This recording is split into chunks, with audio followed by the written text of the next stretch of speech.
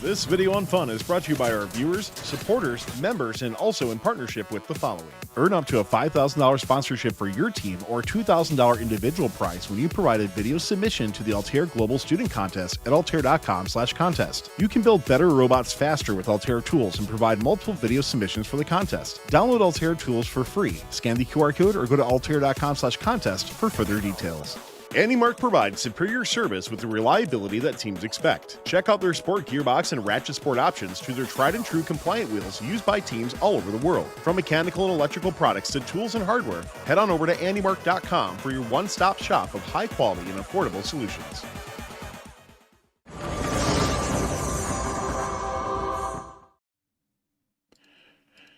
Hello, everyone in Fun Nation. We welcome you to our FRC live forecast for the championships. We're so delighted to have you here and getting hyped for the World Championship as well, too, coming up, of course, next week in Houston, Texas. We have some phenomenal things to go over here today. We're going to be covering every single division that we run through. So all 8 divisions to go through. You'll notice that we have 4 panelists on here that are each covering a division. And then we'll have a second group coming in as well, too. So if you're watching live, just the way the process is going to work, we're going to go through in alphabetical order of the divisions. We'll be going through essentially each of our correspondents have picked out 8 teams. So we have 2 locks, 4 contenders, and 2 dark horses. Locks are teams that we expect to be those top-seeded teams, maybe picking each other, but you're 1 and 2 seeds, things like that. Contenders, these are teams that are really giving a run for the money, looking to see top 8, or could be a team that maybe they didn't seed as well, but are going to be picked up right away and definitely could give their locks some contention as well. And then we're going to have each of our correspondents pick 2 dark horses, and dark horse teams are teams that are not in the top third EPA, but are teams that could be that perfect third robot in alliance or maybe really disrupt things as well too.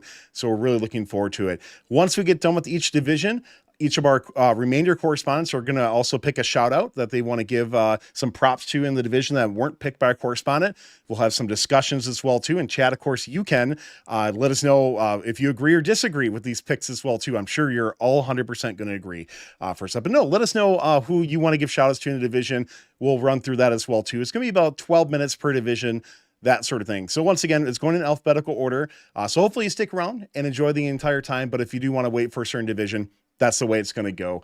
So we're looking forward to it as well. And by the way, we welcome everybody from all over the world chiming in. We have so many awesome countries that are participating in the championship event for FRC Robotics. So we can't wait to see all of you at Worlds as well, too. Just a couple final reminder things. So we'll have a couple of giveaways during the show for those who are watching live. There'll be a keyword for you to type in. It will pop up on screen. Talk a little bit about what is being given away. Please make sure that if you are subscribed to the channel, you're going to get 3 times luck to win. So make sure you click that subscribe button right now so you don't miss out on those extra chances to win this as well too. So we're going to give a real quick around the horn of introducing everybody, going to Scott, Epiphany, James, Evan. If you don't mind, just introduce yourself. Let us know what you're doing first and anything else you want to talk about real quick. Go ahead, Scott.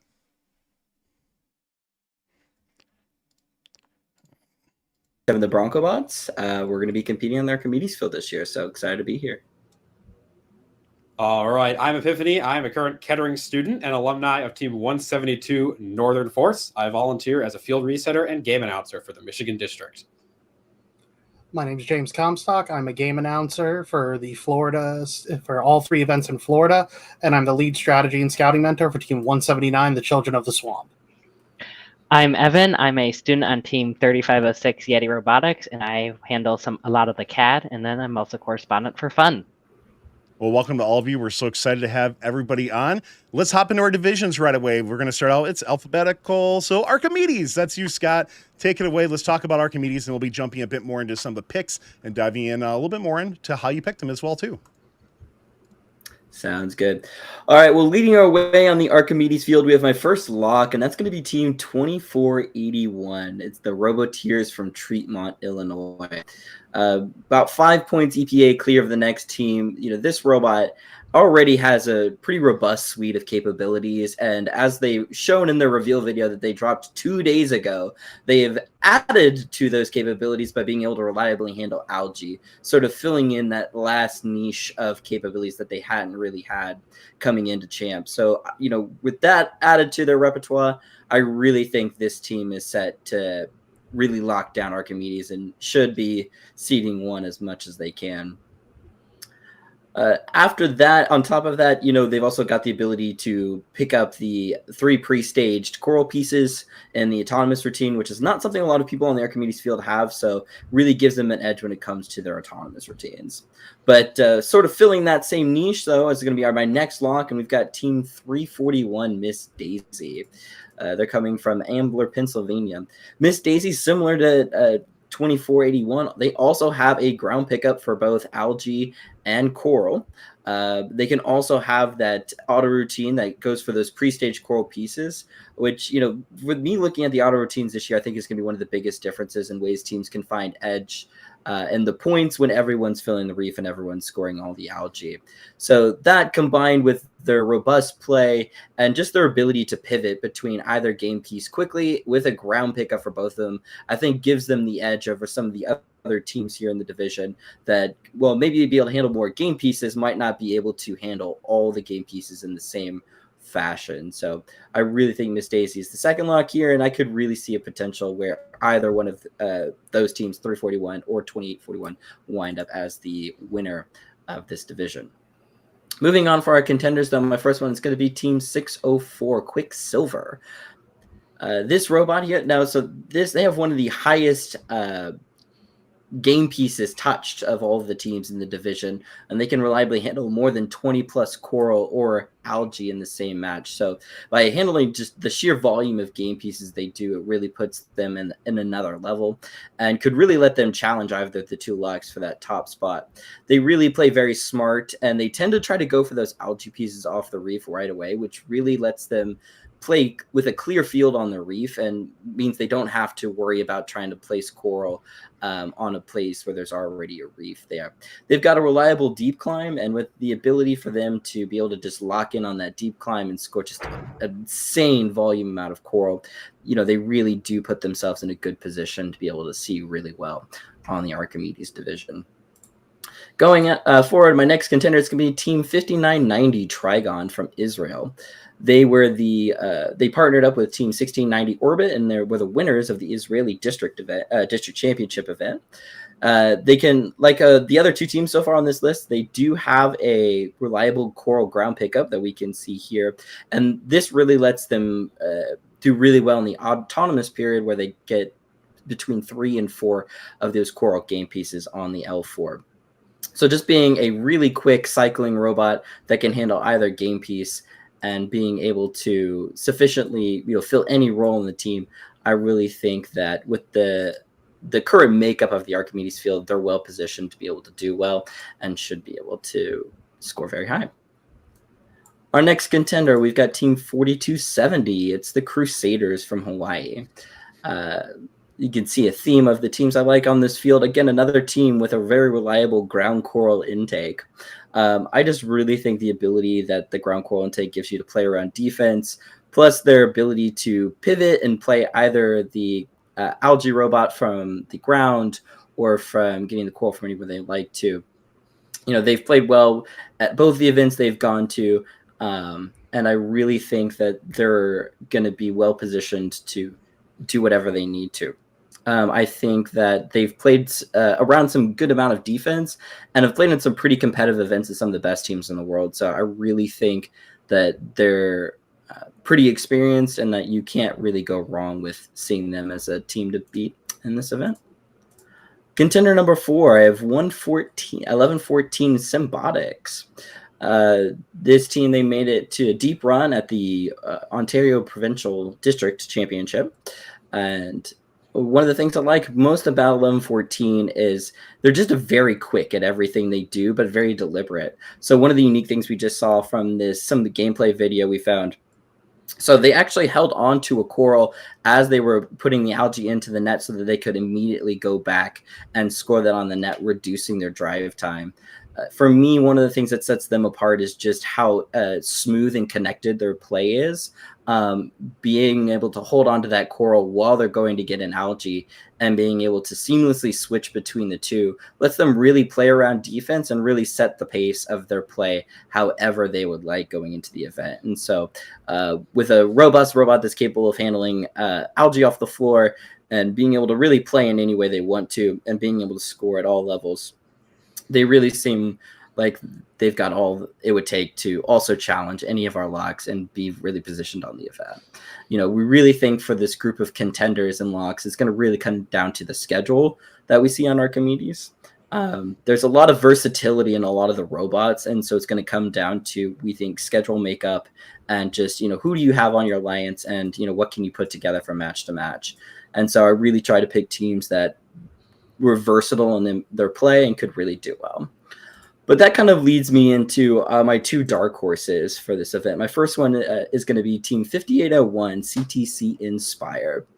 They were our first pick at the Greater Kansas City Regional, and I think one of the things that makes them a really nice dark horse candidate is they made significant improvements between their first event in Greater Kansas City, adding a ground intake for the Coral, and really just improving the robustness of their robot overall. So, less malfunctions, less breakdowns, and just constantly being able to keep the robot in play. And they've made similar, if not even greater, improvements between GKC and this next event here for Champs. I know they've been hard at work improving their auto routine, and they've also added handling algae to their capabilities as well. So there's really very little holes left on the team. The one thing you would just worry about with them is how many game pieces can they actually handle. And I think they're going to surprise a lot of people with how well they're going to be able to do. And to me, what really sets them up as a good dark horse is just, again, it's their versatility, being able to fill any role. And it's a team that, they've been in final situations before, so they know how to, keep their robot in shape up and going, and they're not afraid to go up against any team that you can throw up there. So because of their versatility and just being able to handle anything, whether it's around defense, handle algae from the ground or coral from the ground, and being able to do that, I feel it really sets them up well to be a good thoroughbred route that can play any sort of role that you might need. Similarly, my last is going to be Team 839. So 839, they were the third robot from the winning alliance from the New England district this year. It's Rosie Robotics. One of the things I liked about them more specifically is it seemed like they fit very well within the strategy of what their alliance was trying to do. And they played around their other two alliance partners very smart. Like right here, they're going to let their alliance partner get the algae off the reef and then come in behind them and score on the reef. And in some situation, right, so their alliance partner is going to come back to the reef right at the same time, and they're just going to patiently wait off the, right behind them rather than trying to squeeze in and potentially causing both robots to miss. So the ability to, have a drive team and a robot capable of sort of doing anything, whether it's taking an algae off the reef or filling a few L4s and then going to play really smart defense and being patient about how they do that, to me makes them a really ideal third robot that I would love to pick up and have on my alliance. Just because, it's a team that seems to keep their calm, plays really smart, can fill any sort of role that you would need. So that's kind of why I like them as my other dark horse. Well, some great picks. Let's talk about for each one of our divisions too. We'll be diving in just a little bit more about them, but we also are going to be giving an alliance prediction. I'm sure it's 100% accurate as well too, Scott. Who do you got? Yeah. Okay. So for this alliance, I've got 2481, the Robotiers, and I actually have them picking up 5990. I think that at this event, you might be surprised in terms of capabilities and what autos are compatible with certain teams. And I think what you might see is, the potential for teams maybe wanting to be an alliance captain. And so there might be some declines at the top. And so I think I've got 2481 with 5990, and then picking up 1923 Midnight Inventors as their third robot, and 4143 Mars Wars, both of which have some good aspects to their robot. 1923 certainly has a lot of capability with coral, but as of yet doesn't have a deep climb. So to me, that's a potential why you could have a really great team like 1923 Fall, and 4143 is a pretty well-known team that everyone can rely on to be able to be there in finals when needed. So there you go. So we're going to take a couple of minutes in just a moment to dive into some of these picks as well too, but we'll give an around the horn here of some other shout outs that our correspondents wanted to talk about. So Epiphany, let's start with you. Who's your shout out here in Archimedes? Yeah, so my shout out for Archimedes, it's Lights Camera Hollywood from Holly High School in Holly, Michigan. It's Team 7211 Hollywood. So this team most recently won their division at MSC a couple weeks ago, and they've really been walking the red carpet ever since. So they feature a sliding gantry as well as efficient supercycle capability. And I think this team is very ready to take the screen as a reliable alliance partner that can go well with literally anybody in the playoffs. And we saw their versatility a lot at MSC too, where they were really able to kind of fill the gaps that Rush and Fighting Bulldogs needed. And also their robots color scheme, it's got red and black powder coating now. It looks absolutely gorgeous, and it definitely gets my Imagery Award vote. All right, James, how about you? I'm going to go with Team 2338, Gear It Forward. It's kind of hard to deny somebody who won both of their events, one as a captain and one as a first pick, especially Midwest, which was a tough event. I kind of understand why they didn't make your list. You were very much prioritizing the ground pickup gang, and Gear It Forward is not that.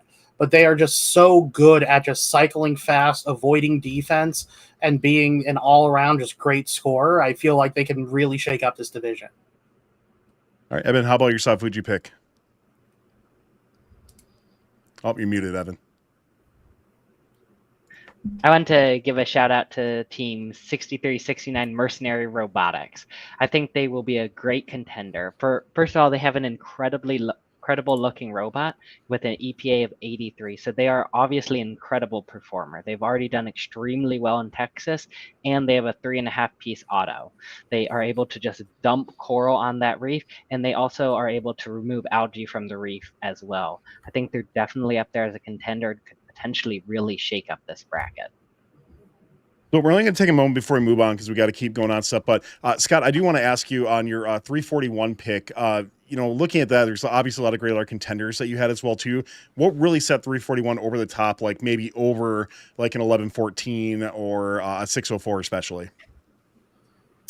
Yeah, so especially when it comes to 604, the fact that 341 had a ground intake for both coral and algae, maybe it's just my view on the game, on where it's going and the versatility and how to play this game.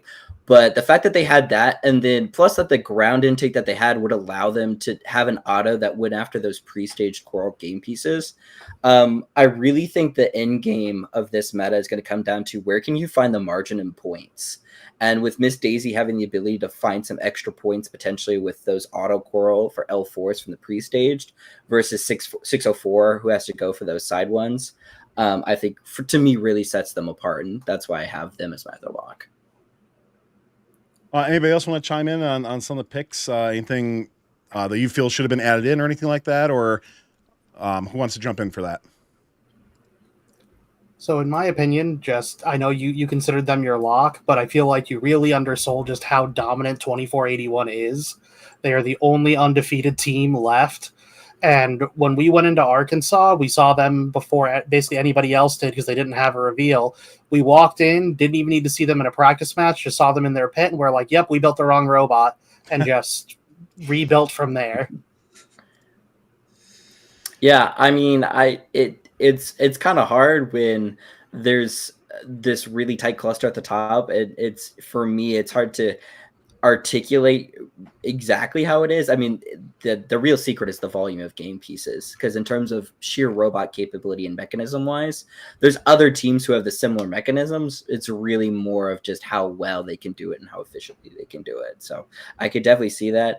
I was trying to find a way to fit in Gear It Forward, so I'm glad you found them. We've had good experiences with them in the past, but to me, I just really saw what I think the metagame was going to, and that sort of steered a lot of where I thought that my picks would go. So we're going to be moving on to Curie in just a moment. But one thing I want to mention as well, too, is that, we only do pick 8 teams per division. And I think that's a really important thing on that to mention as well, too, because, if we just mention like 40 teams per division, it's not really a forecast or a pick, right? So we do make it tough on our correspondents to really kind of hone in. But that's why we have our other correspondents chime in with maybe a team they felt should have maybe been in that group, one of the groupings, that sort of thing as well, too. So Epiphany, let's pass it over to you. Talk about the Curie division, some incredible teams that are going to be competing here. All right, so let's dive right into the Curie division forecast for the 2025 World Championship. Now, a little bit of background. Curie was one of the first 4 divisions at the World Championship all the way back in 2001. Since then, it has not failed to radiate in terms of competitive play, despite only having a singular World Champion Alliance way back in 2014, for those of you who may remember the Curie curse. This year, the teams in this division are more than strong enough to bring Curie back up to the top of the mountain once again.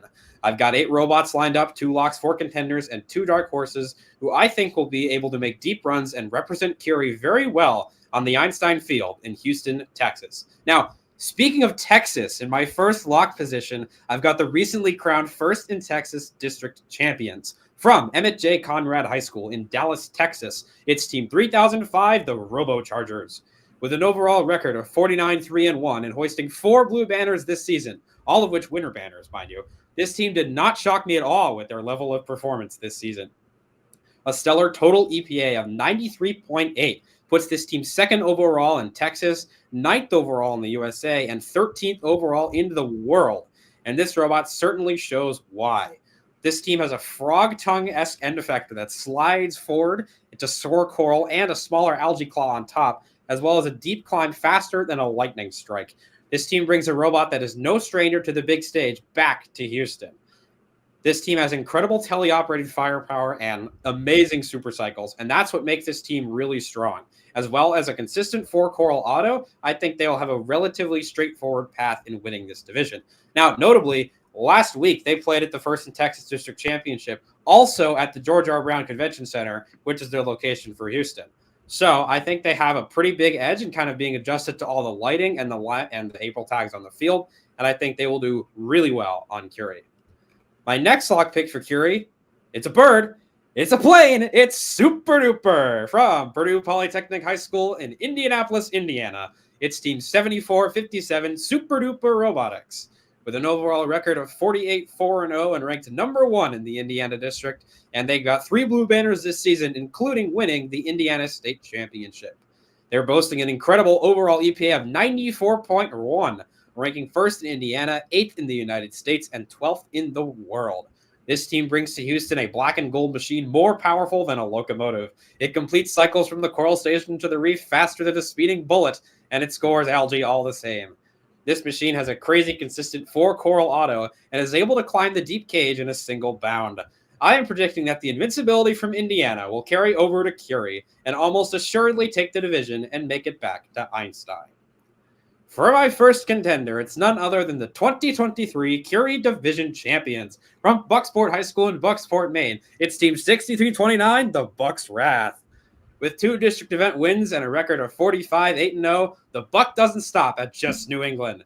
This herd amassed a 92.2 EPA, marking them number 1 in New England, number 13 in the United States, and number 17 worldwide. Featuring a double end effector that places coral swiftly and a new attachment that makes algae layups like Cooper Flag, this team is more than ready to ball out in Houston. They also have an extremely reliable 3.5 coral auton, as well as a motorized bicep-style climber. I would not be surprised like a deer in headlights if this team wins Curie yet again, as pick-and-place games are where 6329 has excelled in recent years. Next up in the contender list, I've got the robot that puts the tree in Peachtree District. From Gwinnett County Public Schools in Sewanee, Georgia, it's Team 1771 North Gwinnett Robotics.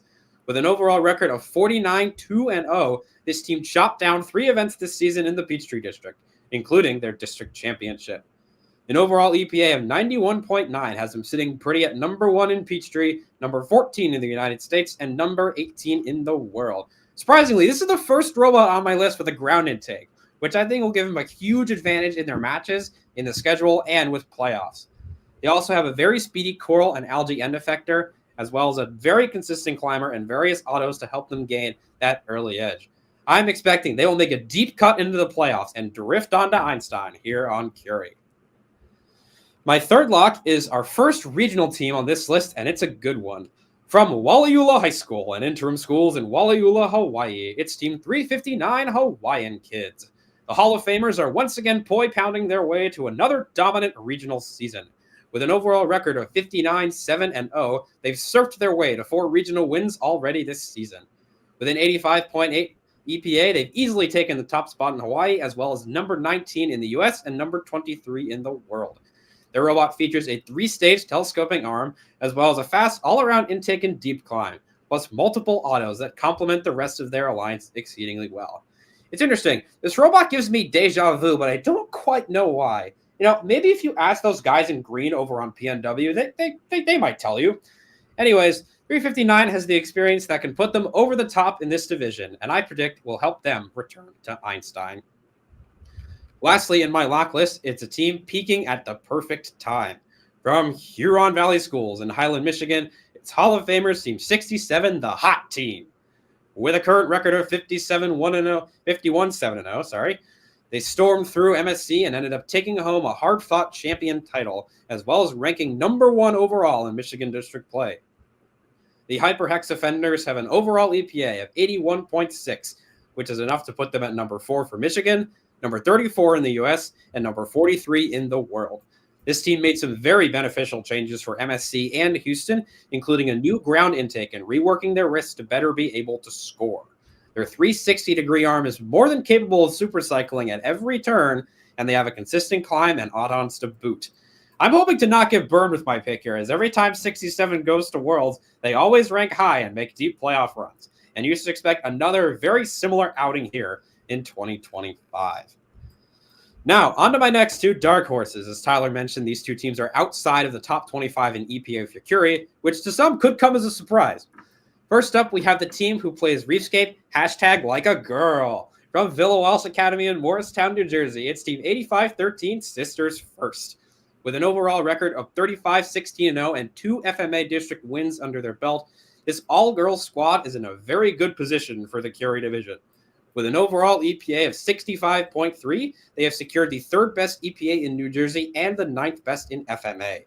This purple powerhouse features consistent scoring on all levels, plus supercycle capability and a quick, deep climb. These features should be more than enough for these girls to reign over the division and easily make a deep playoff run. I'm predicting this team will either end up as a first pick on their alliance or a very, very surprising second pick. #Girl Power. Let's go. My last team that I will be talking about here is only about 8,967 miles away from Houston. They're a family community team from Mumbai, Maharashtra, India. It's Team 9609, the Paradox. This team flew onto the scene this season with a very powerful robot, amassing a 25-2 record and 2 regional wins, both in Week 2. With an overall EPA of 62.1, this team is no quack when it comes to Reefscape. They have a combination ramp and end effector for grabbing coral from the human player station, as well as a quick deep climb and reliable 3-piece auto. But remember, they haven't played since Week 2, so a lot of what I'm saying here is probably way outdated, and they are a lot more powerful than we saw at Marmara and Istanbul regionals. They've also had a lot of time to practice, so don't be surprised if these ducks are swimming with expert precision on the Curie division. All right, you talk to us about your winning alliance pick here on Curie. Yeah, so for the winning alliance, I've got Team 7457 Super Duper, along with Team 6329 the Bucks Wrath. I think those two are a very powerful combination that will very easily be able to fill the reef and score at least 260 points. And along with them, I've got Team 469 Las Gorillas and Team 1148 Harvard Westlake Robotics. Together, I think those 4 teams are going to make a very versatile alliance in multiple different ways. Even though 469 right now does not have a climber, they're still one of the best coral scoring robots in Michigan, and I think that's going to really help them get picked by this top alliance. And I think these guys are going to easily take the Curie division. Well, let's send it around the horn to our other correspondents, and then we'll dive a little bit more into some of your picks. Starting with James, who's your shout out here in the Curie division? So anybody who knows my Delphi post history should not be surprised. It's 4481 Team Rembrandts. I am their #1 fan. And I think they really showed last year their data-driven analytics is super helpful. They figured out exactly how many points they think they would need to make Einstein last year, and it wound up being correct. And they followed that path again this year, went to 2 hard early California events, and are just improving and posting weekly as they now have super cycle capabilities and a quicker climb and a better auto. I'm so impressed by them. I think they're really a solid contender to win this division. All right, let's keep moving on here. Evan, who's your shout out? So I want to give a shout out to Team 27 Rush. This is a team that has been one of the best known teams in Michigan for a while, and they know how to perform. They have multiple experience at World Championships and always perform highly in Michigan. They have a solid three-piece auto and are a beast with scoring coral. They also have a ground intake with algae, which is definitely one of the more unique mechanisms on a robot, and it can be a game changer with trying to pick up these algae to avoid being beached. I think they are definitely in Curie as a team to be feared, and they are a very strong contender here. Great pick there. And Scott, who's your shout out here on Curie? Yeah, so I'm going to actually go to Russia's alliance partner and their co-winners of the St. Louis Regional, Team 1706, the Ratchet Rockers from Wentzville, Missouri. A team that I'm very familiar with. This is a team who, they've really come onto the scene post-COVID with just a very, very capable robot. They've won both St. Louis Regional and the Iowa Regional. This team just doesn't seem to falter. And, if there's any team that I would pick, if 1706 is on the field, they're a team to watch out for. And so I just want to give a shout out to our friends over in St. Louis. This is a pretty wickedly deep division. I mean, when we look at, just a shout outs that we have here, I think in many other divisions, those teams would probably be solid contenders for sure in there. So very interesting with that. I want to talk to you about your winning alliance pick on there. What made you think like, hey, maybe this isn't 3005's year to get the Einstein finally? I don't know. I just feel like the scheduling gods aren't going to treat them super good. I feel like it's also going to really come down to, I feel like Robochargers, Super Duper, Buckstrath, and North Gwinnett are all going to have the same record, but it's really going to come down to that rank point. And I feel like Super Duper is going to have one extra rank point, and same with 6029, and that's going to put those two up at 1 and 2, and they're going to snag each other and win the division. All right. Anybody else want to talk anything more in regards to Curie? Yeah, so I wanted to ask, what made you put Hot Team over a team like 3276 Toolcats? I know Toolcats has a higher EPA, they have lower auto, but they are a beast in teleop to make up. Oh, absolutely. Very underrated. I did consider them, and I do think Toolcats is very underrated. Sadly, I can't put them as a dark horse because they're in the top 25 VPA. But I picked Hot Team purely just because of their World Championship experience and because their drive team is really honed in, and they are locked in for Houston. I know this for a fact. I literally go to college with a Hot Team alumni, and he's like, "We're locked in. We are so locked in for Houston." So I'm going to trust him on this one, and I think these guys are going to do really well on Curie. Makes sense. Drive team makes a huge impact in just knowledge and skill. Well, and obviously coming off their MSC win as well too, right? A lot of great momentum coming out of 67 and what they've been able to do as well too with that. And nothing against Toolcats for that, but I think the level of play of MSC championships versus a Minnesota regional is quite a bit different in terms of what could potentially come out of something like that as well too. So it'll be very interesting to see with that. Definitely phenomenal set of teams in this division for sure. We're going to keep moving on here before we get into our next division. Let's start our first giveaway of the evening from our friends at Swift Robotics. This is for a Ranger LiDAR distance sensor. It is the ultimate LiDAR distance sensor designed to give you the edge in competition. It's compact yet powerful and delivers accuracy, reliability, and versatility. So if you're interested in winning this, just type Ranger in chat right now. We're not going to draw for it for 2 more divisions, so you got plenty of time. But don't forget, if you are a YouTube subscriber, you're going to get 3 times luck to win. So nice and easy to do. Type Ranger in chat, and then we'll send you some instructions. By the way, just a heads up, you won't be able to pick these up at championships. Most suppliers already have shipped everything, but just a heads up on that. Ranger in chat right now for your opportunity to win this. Let's keep moving on here. Send it over to James. Talk about the Daly division. Sure. So while we talk about the Daly division, on the surface, this division may seem like it's a clear open and shut case of just the top 2 teams dominating, but this field is deceptively deep. While we were pre-scouting this division for both the forecast and my team's own knowledge, we learned that more than half the division averages more than 14 coral a match.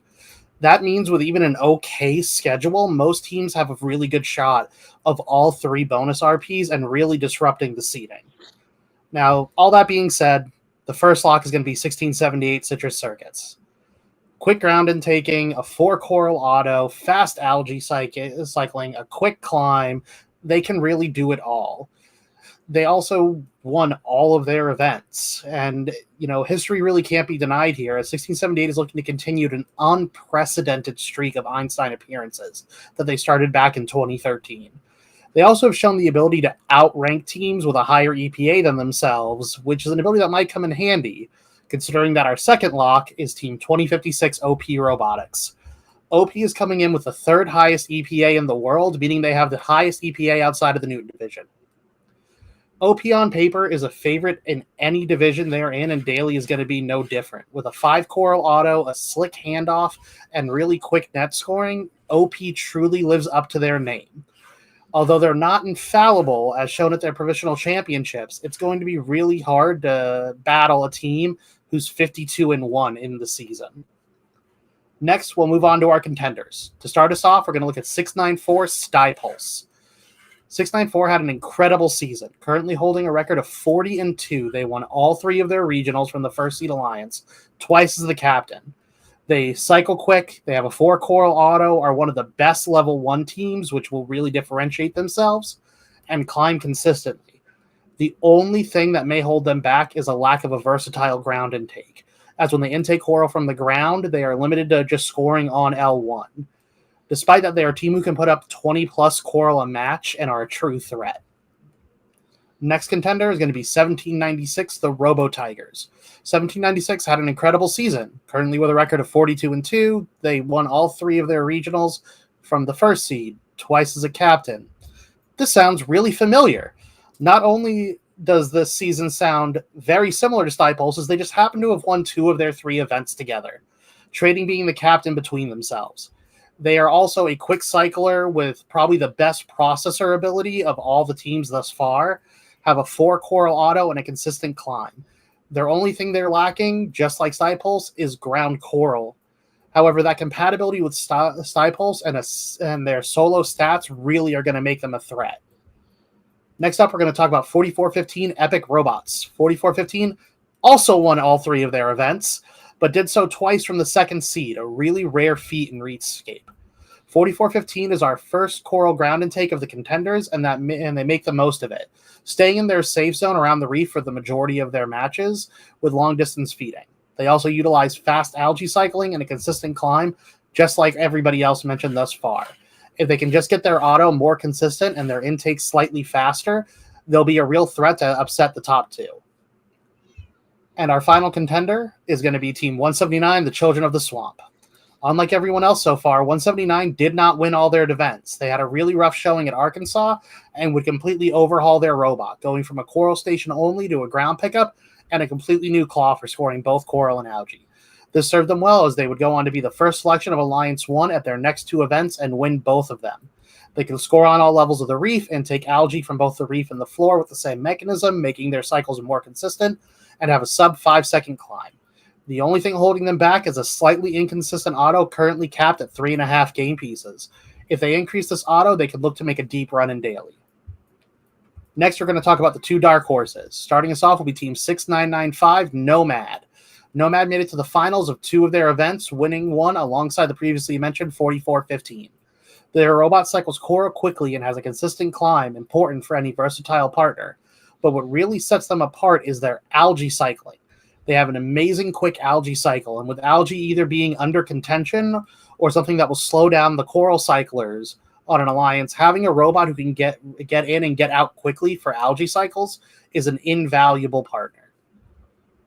Our final dark horse is going to be 3284 Camdenton Laser. Unlike all the other teams on the list, 3284 never made it to finals at any of their 3 regionals.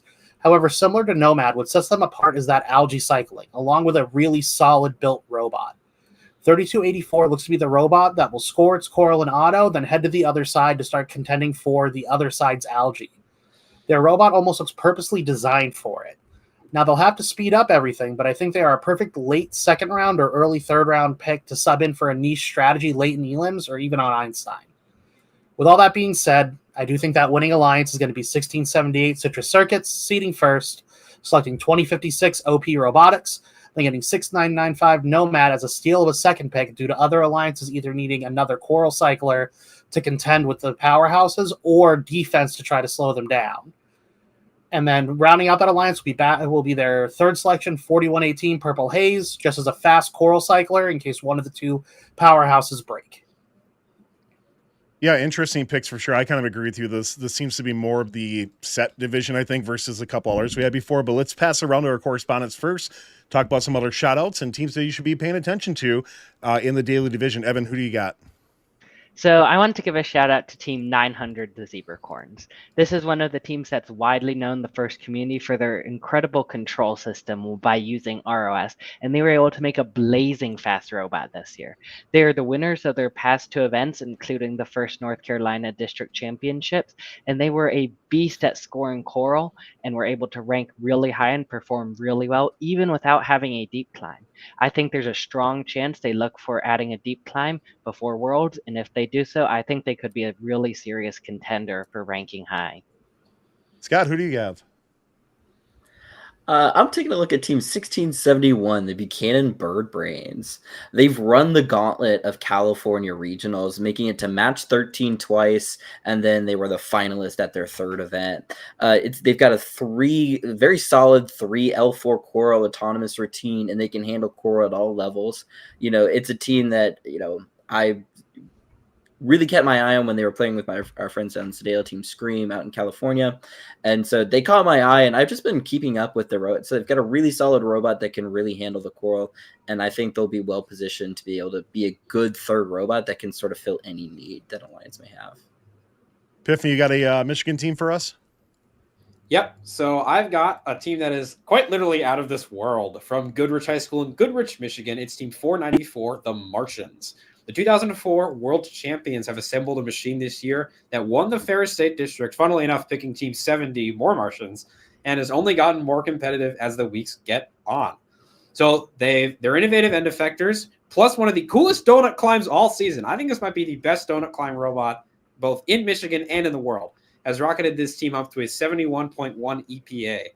And I predict this team will easily send signals to the others on Daly that they are worth a top choice in a line selection. And I think they themselves can shake up a line selection since they are very well built for rank points.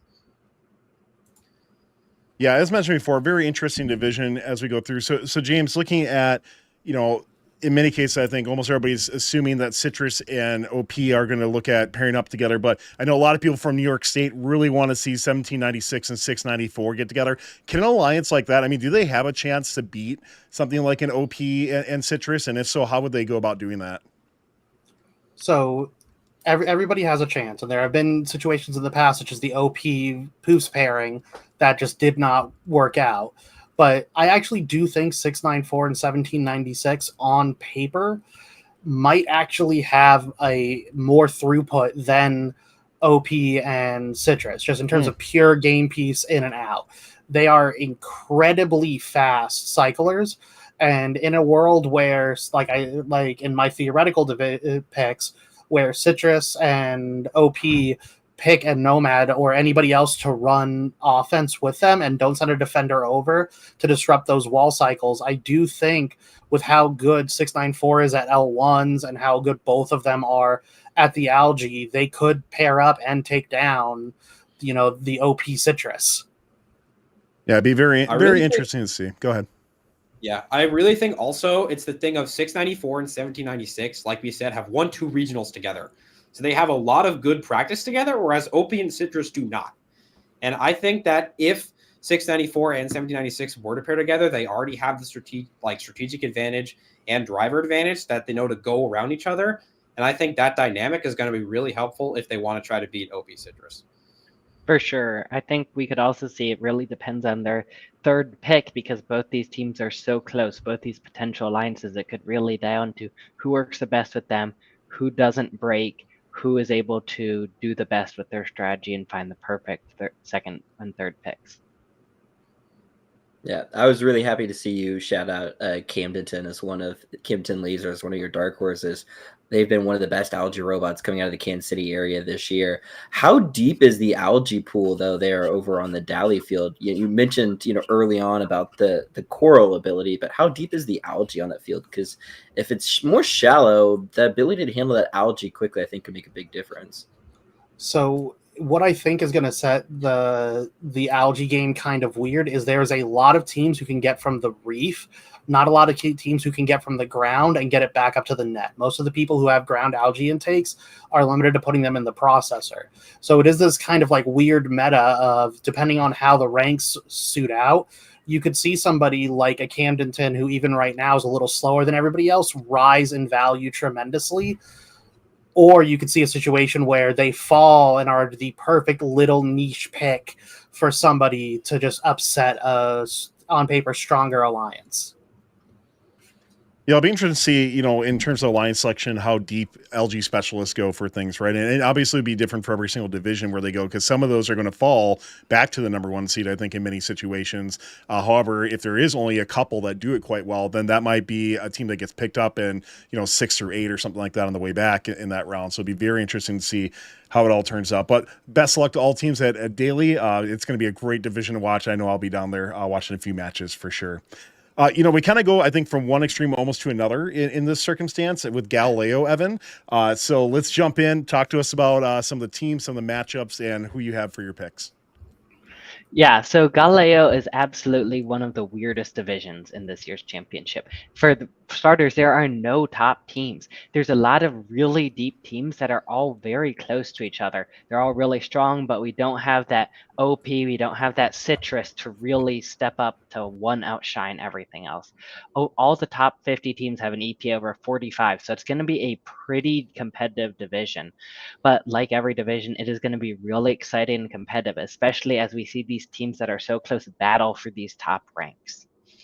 And then for this event, my first lock is team 180 Spam. This team is one of the most well-known and competitive teams in the state of Florida, and they are well-known around the world as too. This year they have an EPA of 84, and they have an incredibly effective robot, a 3-piece auto along with both algae and coral capabilities. They've competed at playoffs and Worlds for every year since 2015. So this team also knows what it takes to win in Worlds, what it takes to perform well and rank well. Their robot is incredibly quick, and they have a mechanism that works well for almost every single part of the game, except for algae ground. With everything that this team has going for them, I am confident that they will seed in one of the top 3 teams and be a very, very strong team at this event.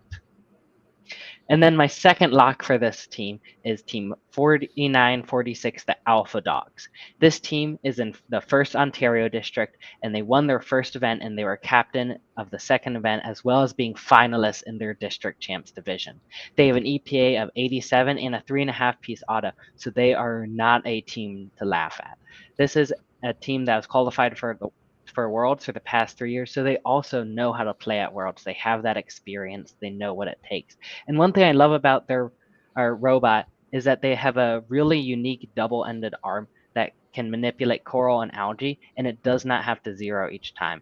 This enables 4946 to have incredibly quick cycles for both coral and algae. With this robot, they have an almost guaranteed chance of ranking within the top 3 teams in this division. And then my first contender for this event is team 4476 Waffles, also from the Ontario district. This is a team that is coming into champs with 2 winner banners, one from a district and another one from winning their division at the Ontario district champs. This is another team who is very well known for their consistently high performing and bright yellow robots. They have a bot that can do coral and algae very well, and they can absolutely play at an incredibly high level. I think their robot has incredible potential with a bit of extra auto and accuracy tuning. They are able to really go after that coral, but it doesn't always land right. So I think as soon as they are able to hit that spot, really tune in those inaccuracies, I think they will be a very, very strong contender for those top 8 teams. And then my next contender is team 971 Spartan Robotics. And this is a team that is absolutely one of the most recognizable in the world. They're known all around their name for building incredible robots, and they are usually one of the top in the world. They were finalists at their first event, and they were eliminated in match 13 in California, which shows they really have strong capabilities, as California is absolutely one of the most competitive places. They have a beautifully fast and simple robot that can do everything in this game. and their teleop EPA is one of the highest in their division. Yet the biggest thing holding this team back is their auto. It is not one of the most consistent, but they are so good at teleop. They are nail the deep climb almost every time. So I think as long as they're able to really step up their auto, really step up and improve that, they can end up being a really good team here. And then my next contender is Team 190, Gompy and the Herd. This is a team that is based in the 1st New England District, and they have won every single event that they have attended, except they made finalists in the overall district champs finalists after winning their division. This is a team that is one of the oldest in New England, and they are also very well known in their community. They have a super impressive robot that can hold both game pieces at once, and they also have a 4-piece auto, and those auto points are critical for getting that early lead in this at Worlds. They have been able to dominate nearly every event they have gone to, and they've been playing at the Worlds level for a while as they progress through their district. This is a team I believe is almost guaranteed to end up ranking in the top 8 due to everything they bring. And then my final contender is Team 2230, General Angels.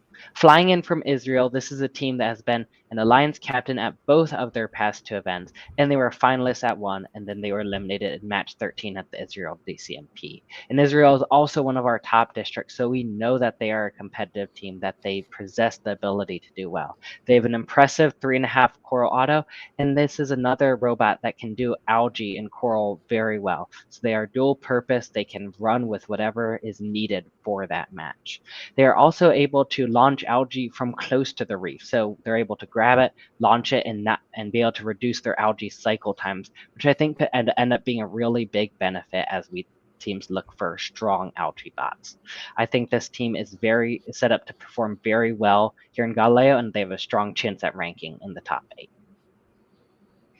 And now moving on to my first dark horse, we have Team 2370 iBots hailing from 1st New England.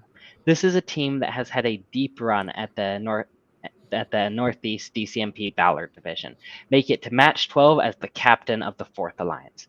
One thing I love about this robot is how unique it is.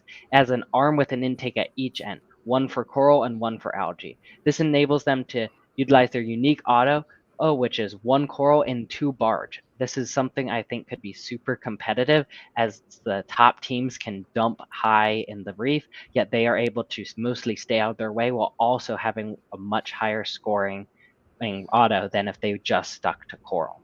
I think they have really strong coral capabilities as well, as well as their really strong algae capabilities. They're really an all-rounder robot, so I think they could end up being a super powerful alliance partner, as they can bring almost whatever is needed to that alliance. And they are definitely a dark horse with where they are.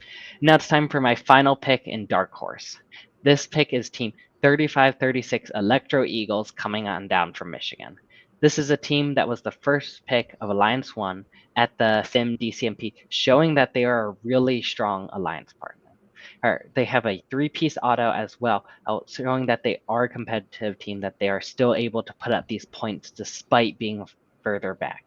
Their coral scoring is very quick, and their algae is quite respectable as well. So they are another all-rounder robot that I really feel like can match every alliance, any alliance that could need them, whether they need an algae bot, another coral bot to beef up their auto. I think they have a strong chance at complementing the capabilities of any of the alliances here. Who's your winning alliance pick for Galileo? So I think that Team 180 Spam is going to rank 1, and then my gut tells me that they will pick 190 for their first pick. While some may look at that slightly lower in EPA, Spam has always seemed to be a team that I think likes iteration. I think they might like the idea of being 180, 190, plus their performance is super impressive. Spam is able to do algae well, while Gompy is able to do coral super well as well.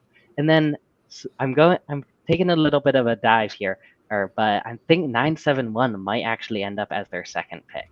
It could be a powerhouse alliance at the end, but it really depends on what 971 is able to do with their auto. If they can't get that auto up, I don't know if they'd be able to rank high enough or be able to beat these other teams, but that could be a super powerful alliance. And then I think Team 59 Ramtech will probably make up their 4th robot to be the kind of the all-rounder and finish up that alliance. Well, before we dive into those picks specifically, let's give a few more as well, too. Some shout outs from the rest of our correspondents. Scott, let's start with you. Who do you want to give a shout out to in the Galileo division? Yeah, I mean, my mind went straight to 45-22 Team Scream. You know, last year's World Championship. They've gone to 3 events so far this year. They've won 2 of them. They were a finalist at their 3rd event. And the event that they were the finalist on, they lost to the combination of Cheesy Poofs and Citrus Circuits. So not a bad pair up to lose to. So they just have a really competitive robot that has just been getting better and better as the season goes on. They can do all of the things in the game. I think their biggest problem is they don't have ground pickup yet on things. Who knows what they've done in the past couple of weeks, but that's who I went to immediately. And I think they're going to be in a really good position, depending on schedule, to shake up this game. Yeah, it's a great pick. Epiphany, who do you got? Yeah, so my shout out for the Galileo division is a team that it's been pretty quietly prowling around first for the past few weeks. So they're the family community team from Çekmeköy, Istanbul, Turkey. It's team 9483, the Istanbul Wildcats. These cool cats secured a Bosphorus regional win all the way back in week 2 and were Marmara finalists in that same week. Although it's been a while since we've seen them play, they still hold the #1 Turkish EPA at 71.9. They're one of the first teams to showcase a 4-choral auton, and I'm sure they've had plenty of time to practice both that auto and teleop. And I wouldn't be surprised if they made it back to Einstein in just their 2nd season. Yeah, definitely a team that I don't know EPA wise where they fall, but it might be like the ultimate dark horse team for things. A team that maybe even up in that contender spot potentially as well too. So, James, who do you have? So before I go into who I have, I just found it very funny looking at Evan's choice of alliance. I have won a blue banner with 3 of these teams, and the only one I haven't beat me at 2007 Einstein to become world champion. Nice. So I know all of these teams very well. But speaking of people I've won a blue banner with, my pick is 498, the Cobra Commanders, who were me and 971's alliance partner back on Einstein in 2019. The Cobra Commanders are going to be one of those ideal 3rd robots. They might be one of the best algae robots on the planet. They are so fast at cycling, and one of their go-to maneuvers in their regional runs was scoring an algae and just heading right under that barge and grabbing an algae and coming back with it. So just that very quick and fast stealing is going to give those little minor point differentials that might be the difference between getting on Einstein and going home with the silver. Yeah, great picks overall. I think just kind of across the board. The one thing, Evan, I'll maybe call you out a little bit. I think it's a little odd that the pick 971 as a 3rd robot, but then call him a contender. I think they kind of got to be one or the other for things on that. So I don't know. Honestly, I mean, 971 has fallen to the 2nd round before for picks, so that wouldn't necessarily like immensely surprise me. They have a lot of things to do.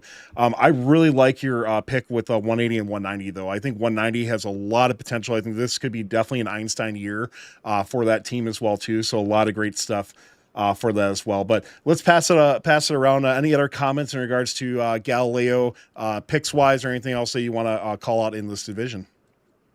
Yeah, I think that 971 going Swerve, if they win this division, I think it signals the official death of Tank Drive. For sure. Game depending, yeah. Yeah, so kind of similar to what we talked about though with, I think it was Daly. You know, do you think whoever comes out of this division has the firepower to keep up with some of the other divisions? You know, you started off talking about there's not that one team with a super high EPA that, you know, all these other divisions have. Do you think whoever comes out of this has the firepower to keep up in the end? I think they do, because while there isn't one really top team, we have a really deeper field. It falls off a lot slower than a lot of the other divisions. So I think really that third robot could really make the difference for this alliance. We might see a slightly lower ranked 3rd robot, and I think we could potentially overpower. It really just depends on how well these robots play together. So many of these robots are able to pretty much fill the top brief. So I think a lot of it depends on strategy, but as we've seen, anything can happen, and I think they definitely have the firepower. Maybe not to win finals, but definitely to go pretty far in Einstein. To elaborate on that a little bit, just real quick, I will say, having paired with 180 the last 2 regionals and having actual scouting data on them, they are way undervalued in EPA. They are a team who's consistently putting up 100 points plus points a match by themselves.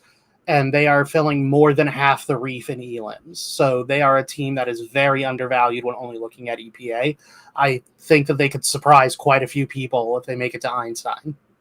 Yeah, I think Spam is really one of those teams that can really step it up and be the dark horse yet in the lock seat. I think it'd be interesting to see. You mentioned a couple teams from Ontario with Alpha Dogs and Waffles as well too.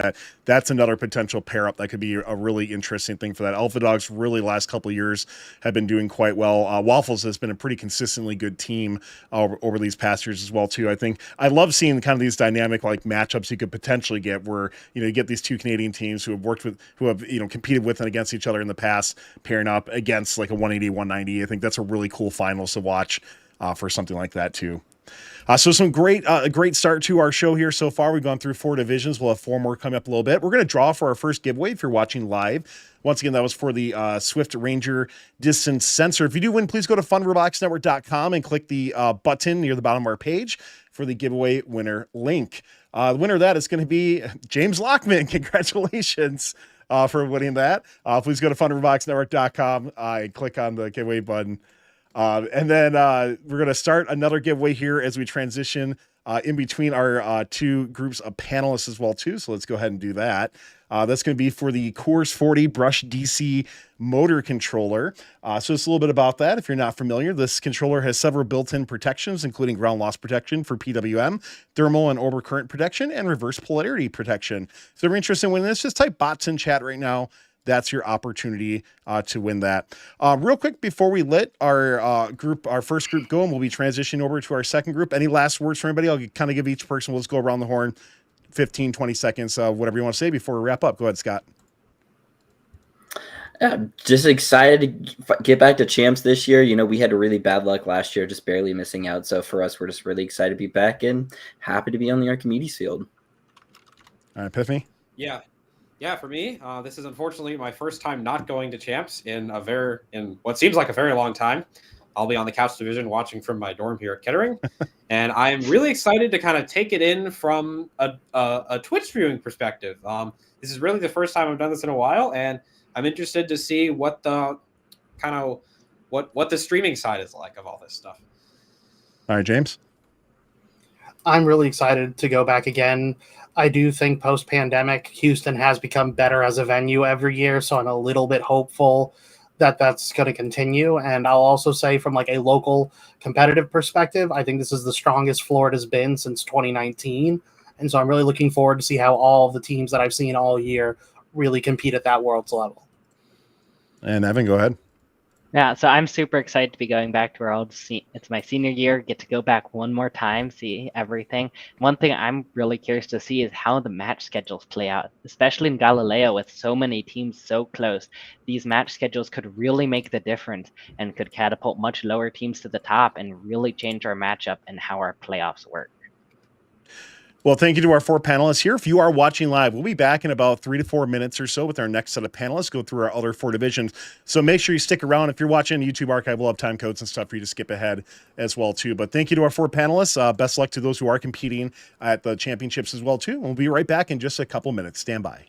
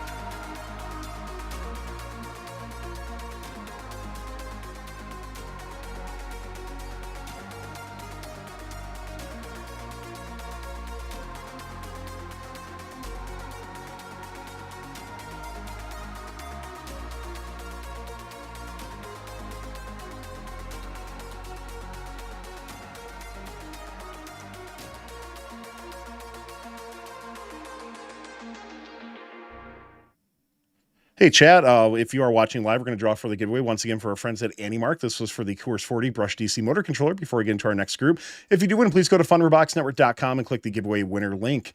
The winner of that is going to be Elm, ELM. Congratulations to you. Please go to funroboticsnetwork.com and click the giveaway winner link, and that will get shipped out in about 2 or 3 weeks. Thanks a lot. And thanks again to AndyMark. We will have another giveaway going on a little bit later on as well, too. All right, we're going to bring everybody on here as we get our final setup for it, just so we can see some awesome faces on screen before we go. And by the way, once again, if you are watching live in chat, we'll be starting in just a moment as well, too. So just for all panels and stuff, hopefully you saw how everything went. I just need to adjust some of your cameras, and then we'll be good to go. So chat, be patient with us for just a minute. Takes a little bit on the production side when we do stuff live. So what are you guys most excited for with championships? I'm just excited to meet some new people, interview some teams. Should be cool, and get to experience Worlds once again.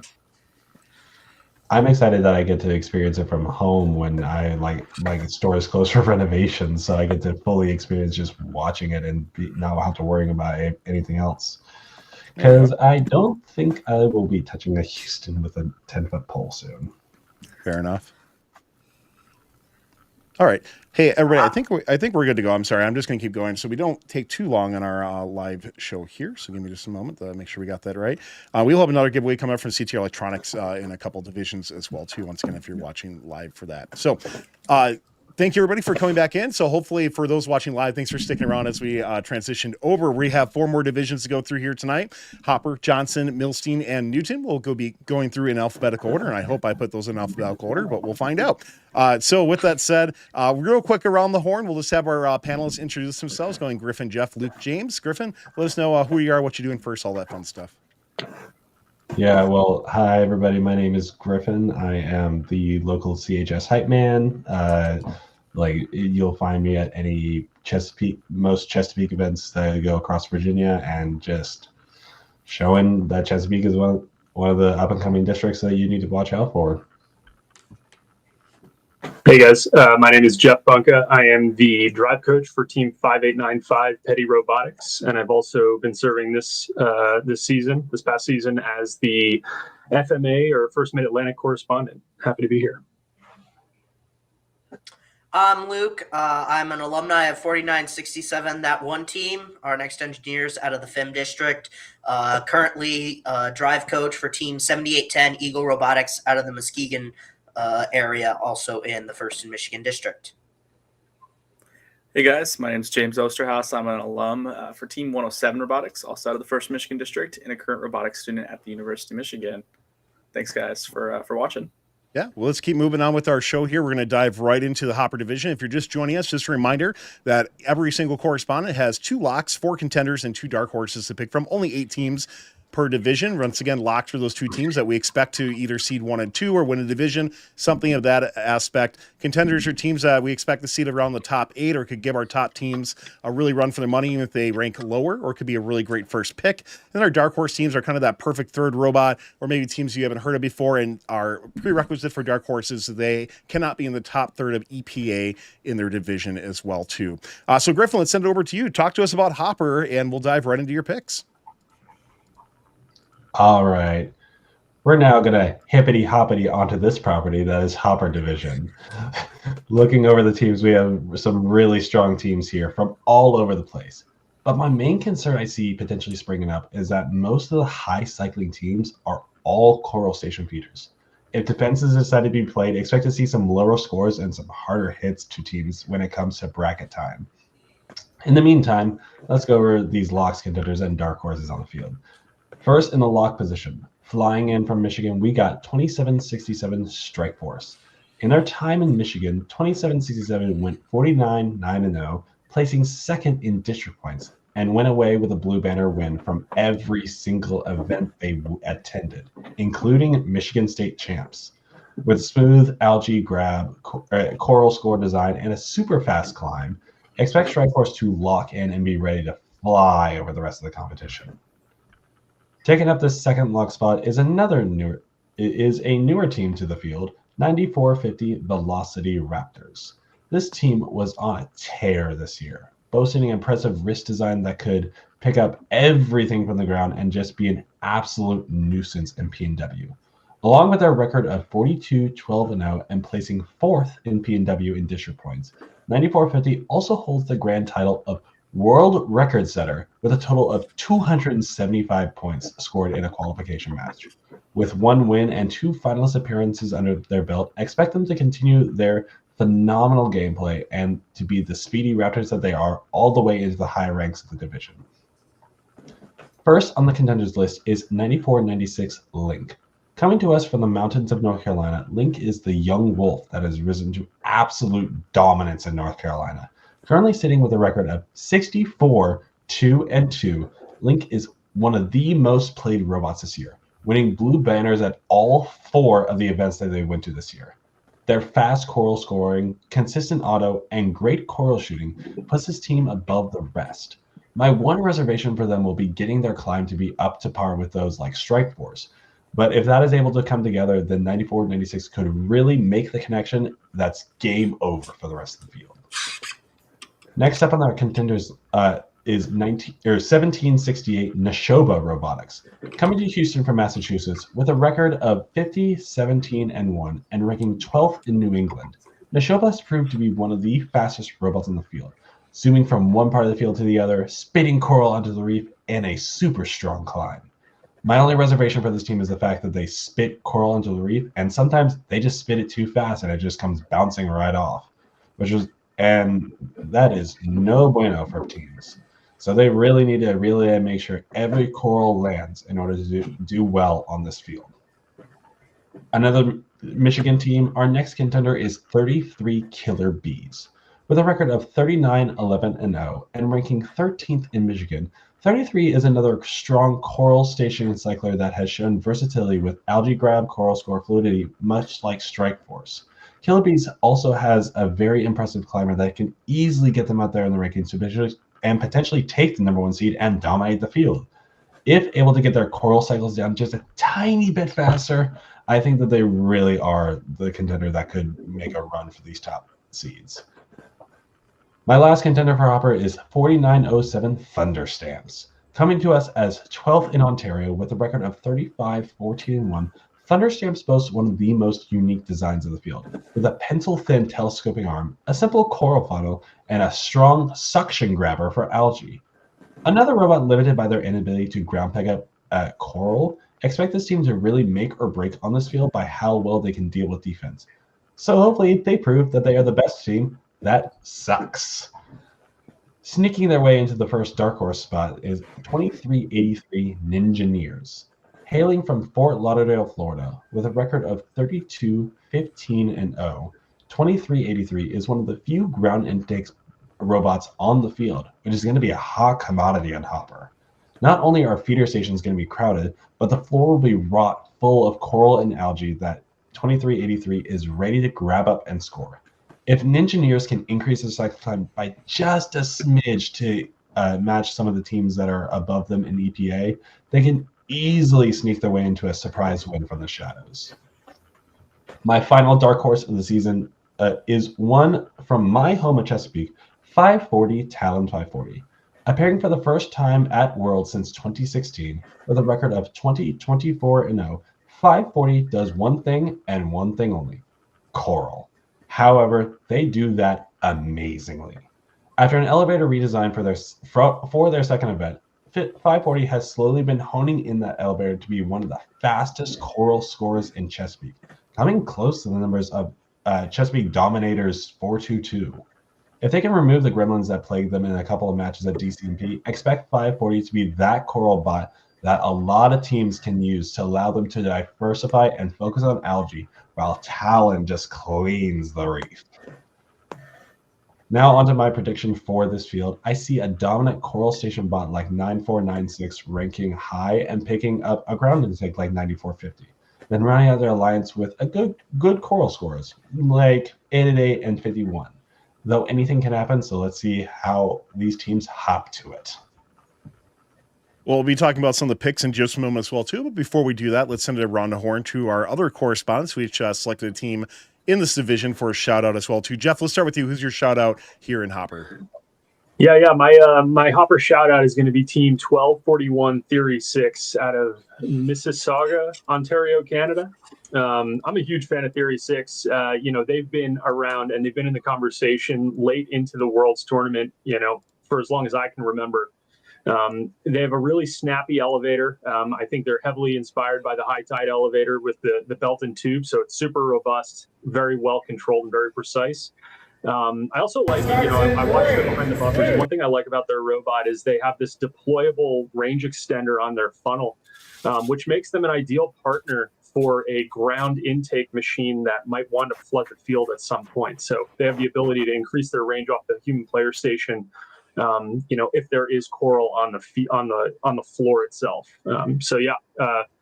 That coupled with the fact that they're cutting their teeth with inside of an extremely competitive Canadian district with some major powerhouses, 1241 is definitely somebody to watch out for.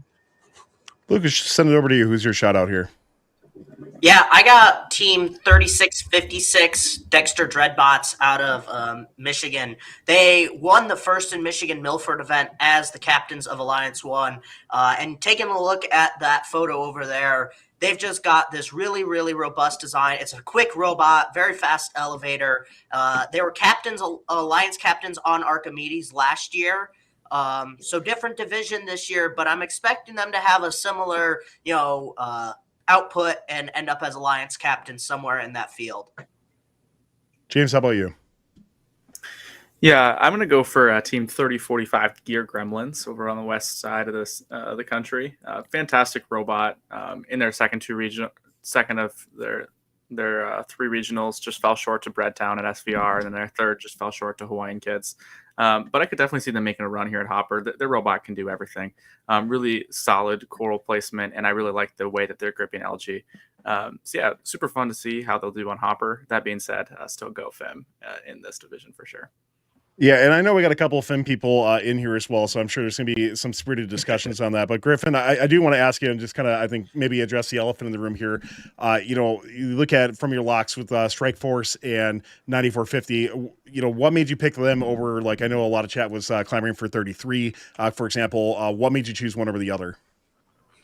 Yeah, so I was looking at some of the matches and whatnot, and to me, like Strike Force was just a little bit better than Killer Bees, and that I think that they just had everything down pat a little bit better with coral scoring and like sort of the, and both of them were sort of similar to where like they always grab a coral, go in, de-score the algae, then while they're or before they back away, they score the coral. I think that Strike Force was better at doing that than Killer Bees, and the reason why I chose 9450 is 9450 is the best ground intake on this field.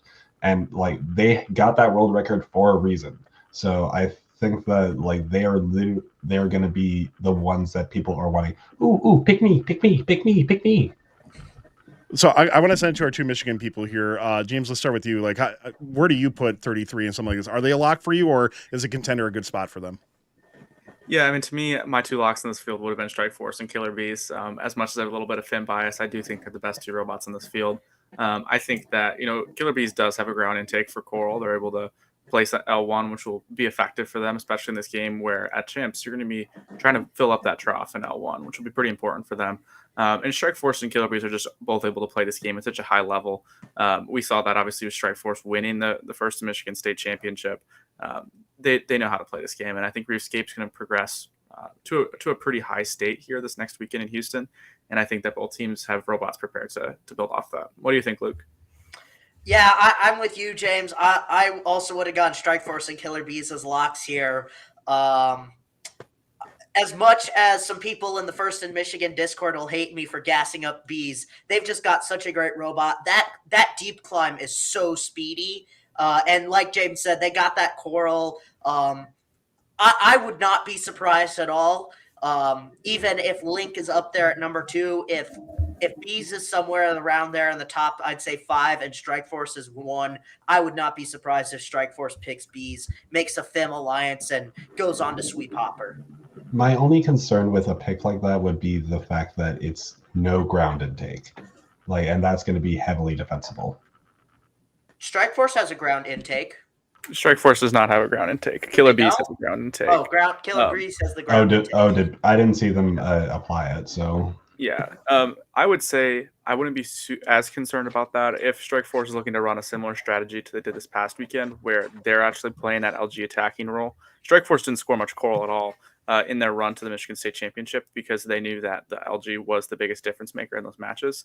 They went over and they stole LG. They played defense and made those game-breaking plays and allowed 67 and 58-43 Flurb to do that coral scoring. So I think they'll be looking for dominant coral scoring as well in those alliance partners, and I think in a field like Hopper that has depth, they might be able to grab that out of the second pick. So we'll just have to see what happens. The wrap of this division is a couple quick things. I was surprised nobody ended up mentioning Velocity Raptors in this division as well too, who has been having one of those surprising years. That was my second lock. Oh, was your second? I'm sorry, never mind. My apologies. Yeah. So I was going to say, because to me, they've been having such a great season so far with that. Or was it 3970 might have been the other one? I'm sorry. I confused the two. 3970 is who I was thinking about. Duncan Dynamics out of California, who have really kind of been one of those teams that have really flown under the radar quite well. So I'm very interested to see what they do. I think the other wild card is Link as well too in this. Being a second-year team, they did all right on Archimedes division last year, and for this year as well too. Once again, you're coming out of a district that, no offense to the teams there, but it's going to be in a whole different league playing at championships in this division with them. Can Link stay up to that challenge of playing against such great teams or not? I think this will be a great proving year for Link to see, will they have that opportunity to do that as well too. So be very interesting to see with that. Let's keep moving on, and we're going to pass it over to Jeff to talk about the Johnson division. Take it away, Jeff. Yeah, thank you. All right, so on Johnson, super excited to be covering this division. First off, with our locks. First lock, no surprise here. It's going to be Team 1690 Orbit, representing Binyamina Hazafon, Israel. Ranked 6th in the world by EPA, and can't forget about the fact that they're the reigning world champs. So they obviously know how to play in this level of a tournament. They have, in my opinion, one of the most versatile end effectors there is. I also appreciate the fact that it's super lightweight. They're highly stable because they don't have a bunch of motors and pulleys and gears and belts and chains and things like that and bearings up high. They have a very simple suction actuator which has been, incredibly efficient and effective. And I know we just talked about a team in the previous division that is using a suction manipulator, but it's a very rare approach to this game, and it's definitely something that is impressive to think about utilizing, and somewhat intimidating. I know we've played around with suction options on our team in the past, and it's not as easy as it looks.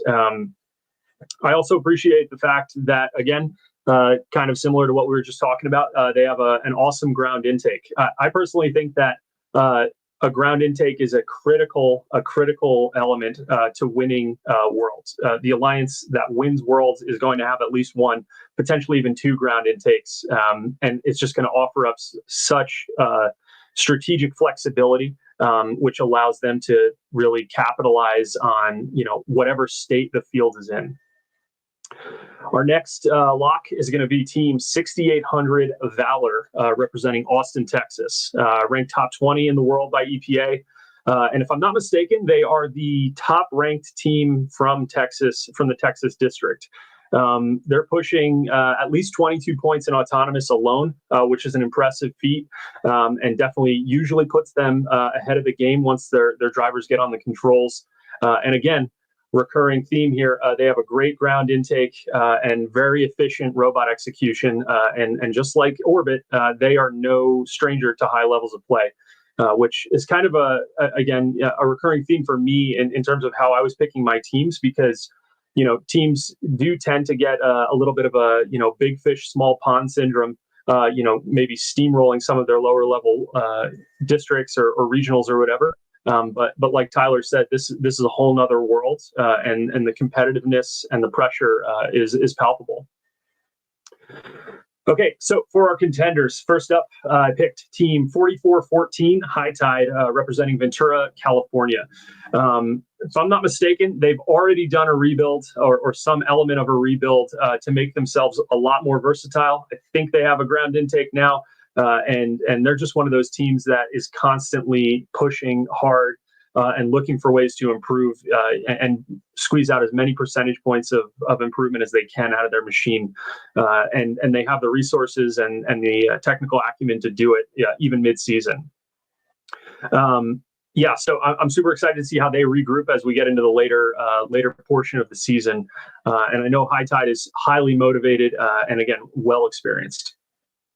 My next contender is going to be one of my friends from the First Mid-Atlantic District, Team 2607, the Fighting Robo Vikings out of Warminster, Pennsylvania.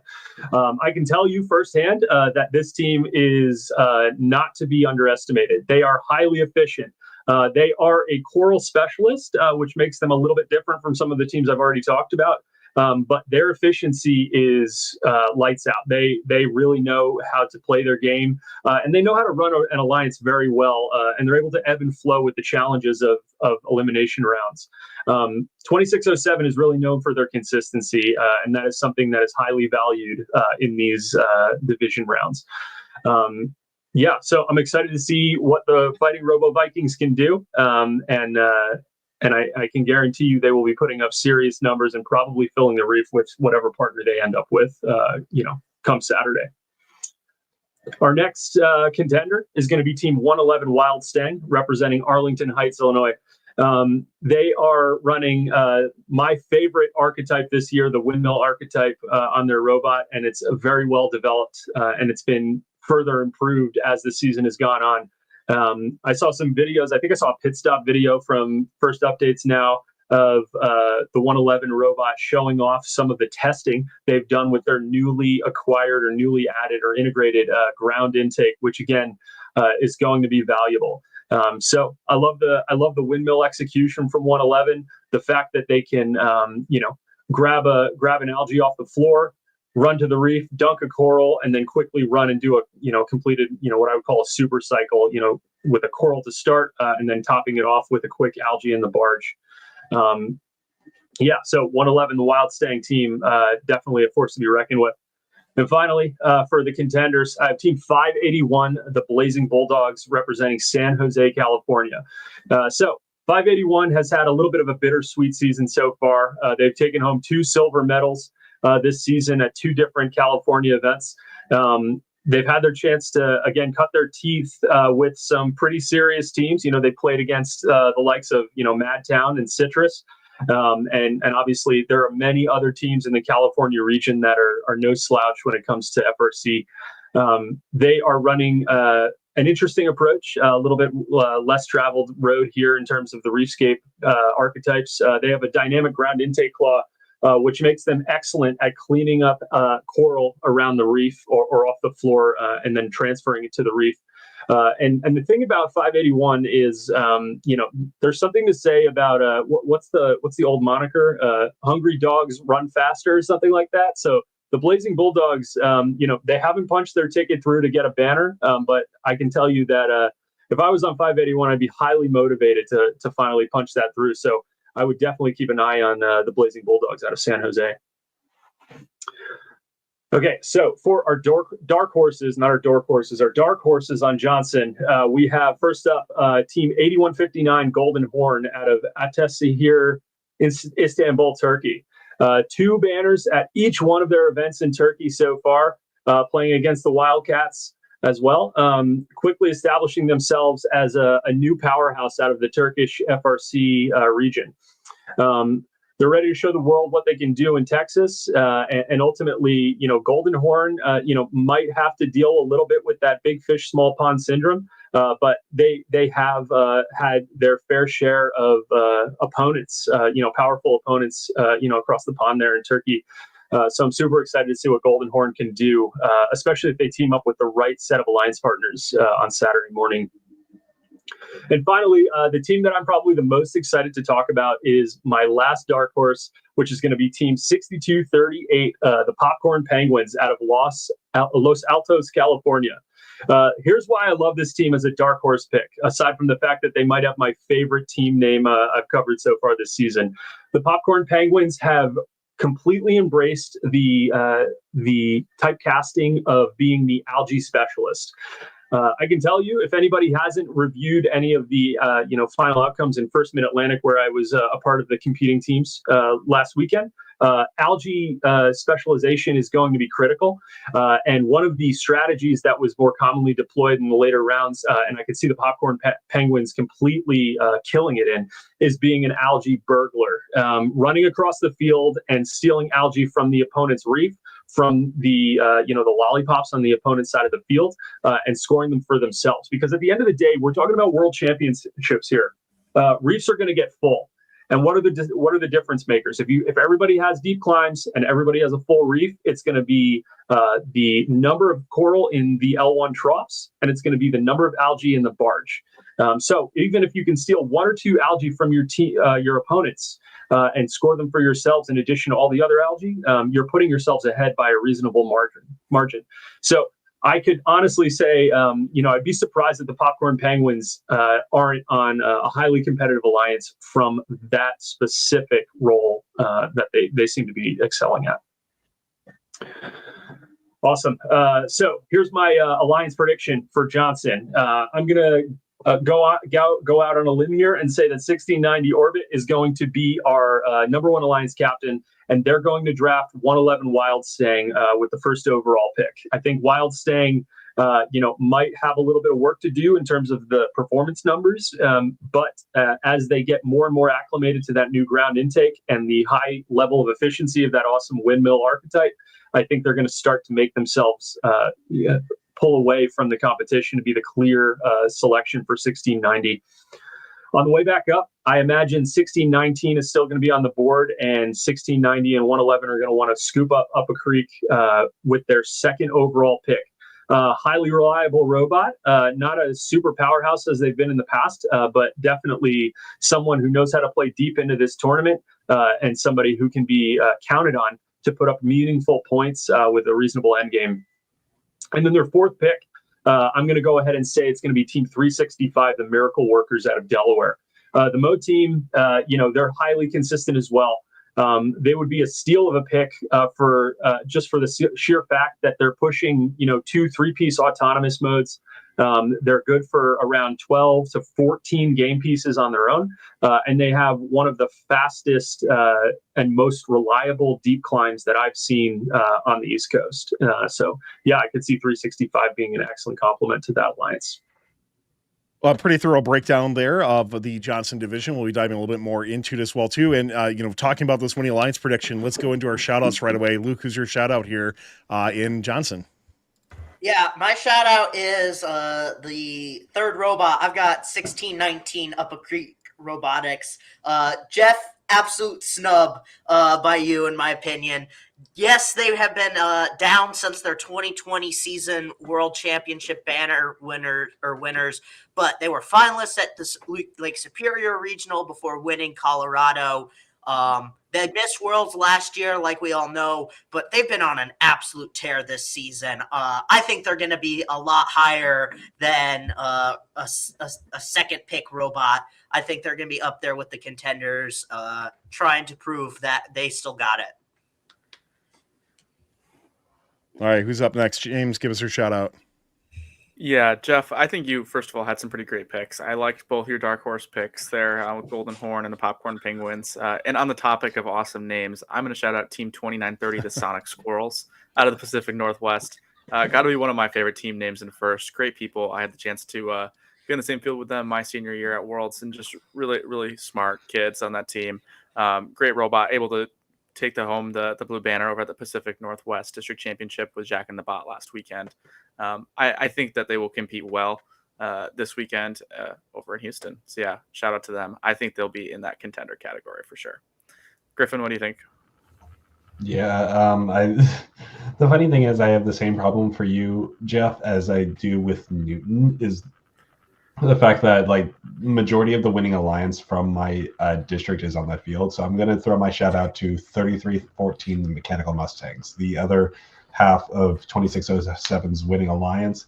I think that they are such a great bot, like so well made, and like they can just are up there with all the others that are like just the standard coral cyclers mixed with everyone else that can really, really put up numbers and just make things happen.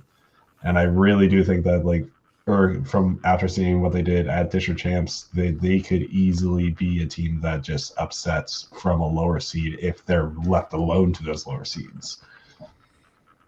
Jeff, I want to talk to you a little about 2607, because to me, when I think FMA, that is not a team that usually pops in the front of my mind for things coming outside of FMA, right? Is this a team that has like always been really up there, or has this kind of just been their year so far? Yeah, what I can say is, a little bit bittersweet for me, but I know the folks on 2607, and what I can tell you is over the past few years, at least since COVID, they have been on the edge of punching through and getting a district championship banner. So super excited to see them do it. They've been on the upswing for honestly since 2019. Sure. Getting all the way to finals back then, and being a compelling competitor in the region. So super excited to see them get some recognition, and definitely happy for the Fighting Robo Vikings team. Yeah. I did also think, before we pass around anybody else, your 1690 111 pick is very interesting on there, because I think 111, I love 111, but they do have a ways to go, and he did mention that as well too on there as well. But like, what do you think is going to really set them over the top versus like a 1600 or maybe a 4414 or something like that? Yeah, I think 111 has all of the building blocks to be highly efficient. This game is not like Crescendo or any of the other, I guess it's similar to Power Up, but realistically, it's all about efficiency. I believe the key to highly efficient hybrid cycling is going to be acquiring both game pieces at once, and knowing when and how to integrate scoring into your cycling at the right time. So you can't be hitting peak efficiency if you have to score coral and then score algae, and then you have to score coral and then you have to score algae. You're going to be hitting peak efficiency if you are opportunistically deciding when and how to augment that order. And I just think the 111 archetype is the perfect candidate to do that in the most efficient manner. I get it. I agree. they got some work to do. But I have a ton of faith in Wildstang, and I think if they hit their strides and maybe they get a little bit of schedule luck, they're going to be, like I said, the obvious first pick. Our team to bet against always too, right? When you go on this. So Yeah. anybody else want to chime in terms of Johnson before we move on? Yeah, I'll add what to did- the one. Go ahead, ahead, James. James. I'll add to the 111 campaign. They did post on YouTube, I think, a 4.5 piece auton that looked pretty impressive. So I think they're putting in that work, and I agree with your take there, Jeff. Luke? I'd say on the popcorn penguins, them being that stealing algae, we saw that at MSC. It's one of the things that the finalists for states did a couple times, and it was very interesting, and it got them to match 3 when they were able to successfully get 2 or 3 off the Red Alliance reef and put it in their barge. It flipped it real quick. And then come match 3, Blue Alliance, it was Aptive. They lost their main algae bot, and Strike Force went over and did the exact same thing to them. Just, with how quick they are, just plucked it right off and threw it in the barge. So I'm a perfectly with you on that one, that you're going to see that play out. And if teams can pull it off, especially penalty free, that's going to play out hugely, especially come Einstein. All right, we're going to move on for time as well, too. So before we get into our next division, we're going to start our last giveaway of the evening for our friends at Cross the Road Electronics. This is for a Phoenix Pro license, by the way. So Phoenix Pro Season Pass that is given to FRC teams. Phoenix 6 is the next evolution in software and firmware that gives you more features and advanced control of CTRE hardware. And by the way, like all of our vendors here, or AnyMark and CTRE, they'll both have booths at the FRC Championship, so make sure you stop by both of those as well, too. And I know folks at Swift Robotics will be around also. So type in CTR Electronics for your opportunity to win. We'll draw for that after our last division, but we do have 2 more divisions to go with so far. So let's pass it over to Luke and talk more about Milstein. Yeah, Milstein, really stacked division, especially for those contender teams. This is what I had to definitely spend the most time on researching.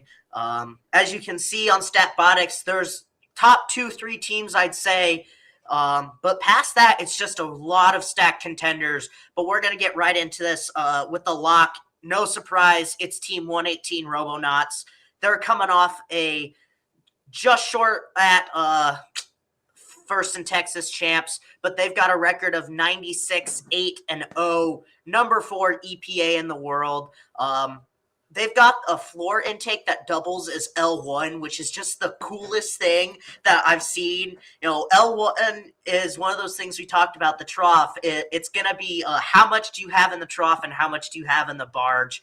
And them being able to pull that off, I think, is going to set them up nicely. They've also got a 3-piece L4 Auton that they used a lot at DCMP. Wouldn't surprise me if they're trying to go for a 4-piece, just with how 118 loves to push the envelope.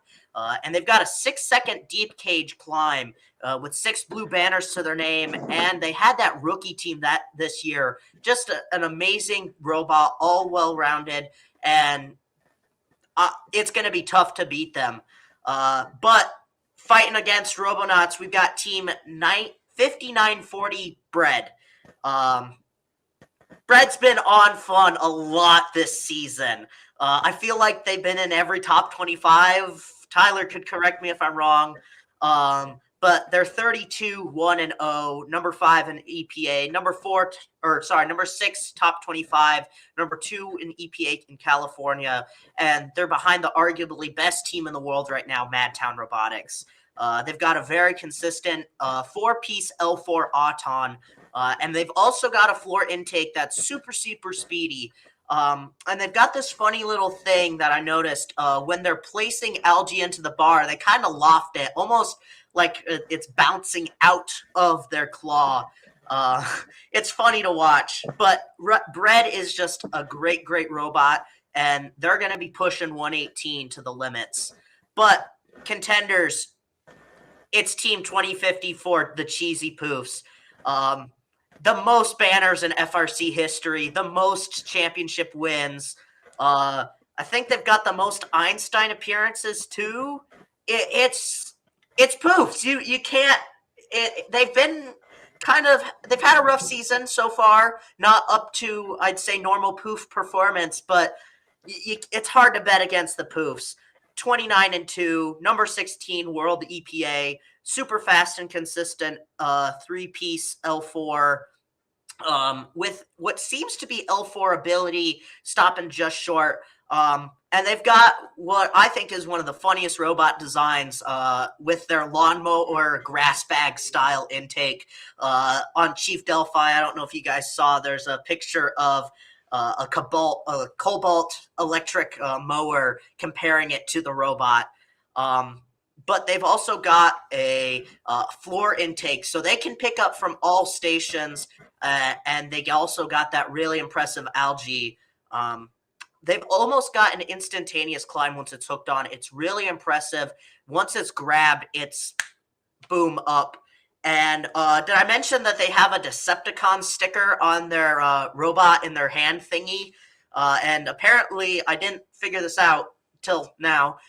Undertow is the name of a Decepticon who transforms into some sort of aquatic vehicle. So shout out to the Cheesy Poofs for the Transformers lore. Our second contender, I've got Team 7407 Wired Boars. They've got a record of 44-10, no ties, 62nd world EPA, and they're coming off their first ever DCMP championship win. Great robot. They have a 3-piece L4 Auton that also sets them up with a coral coming out of Auton into Teleop, and it's just an algae or a coral getting in the way that could set them off target. But if they miss one, it corrects really quickly for the second one. They're also got another super quick climber, able to climb with just 6 seconds left in the match.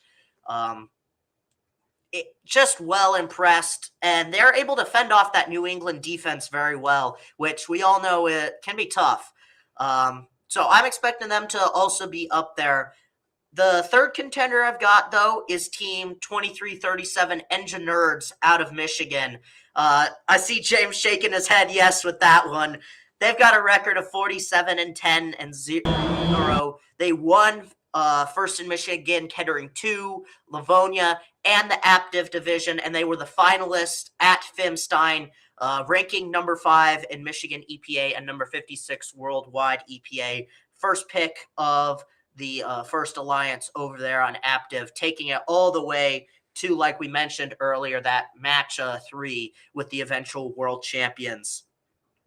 They can't score algae in the barge, not yet at least, but I wouldn't be surprised if they're working on a way to get algae in the barge because they've got that elevator. But they are able to knock it down for their partners as they're driving away, which is just a super, super speedy coral in, algae out, and they drive away, letting their partners scoop it up. And with a very consistent deep climb cage, they're sure to be a top pick for any alliance. Our last alliance is Jeff's home team, 5895 Petty Robotics.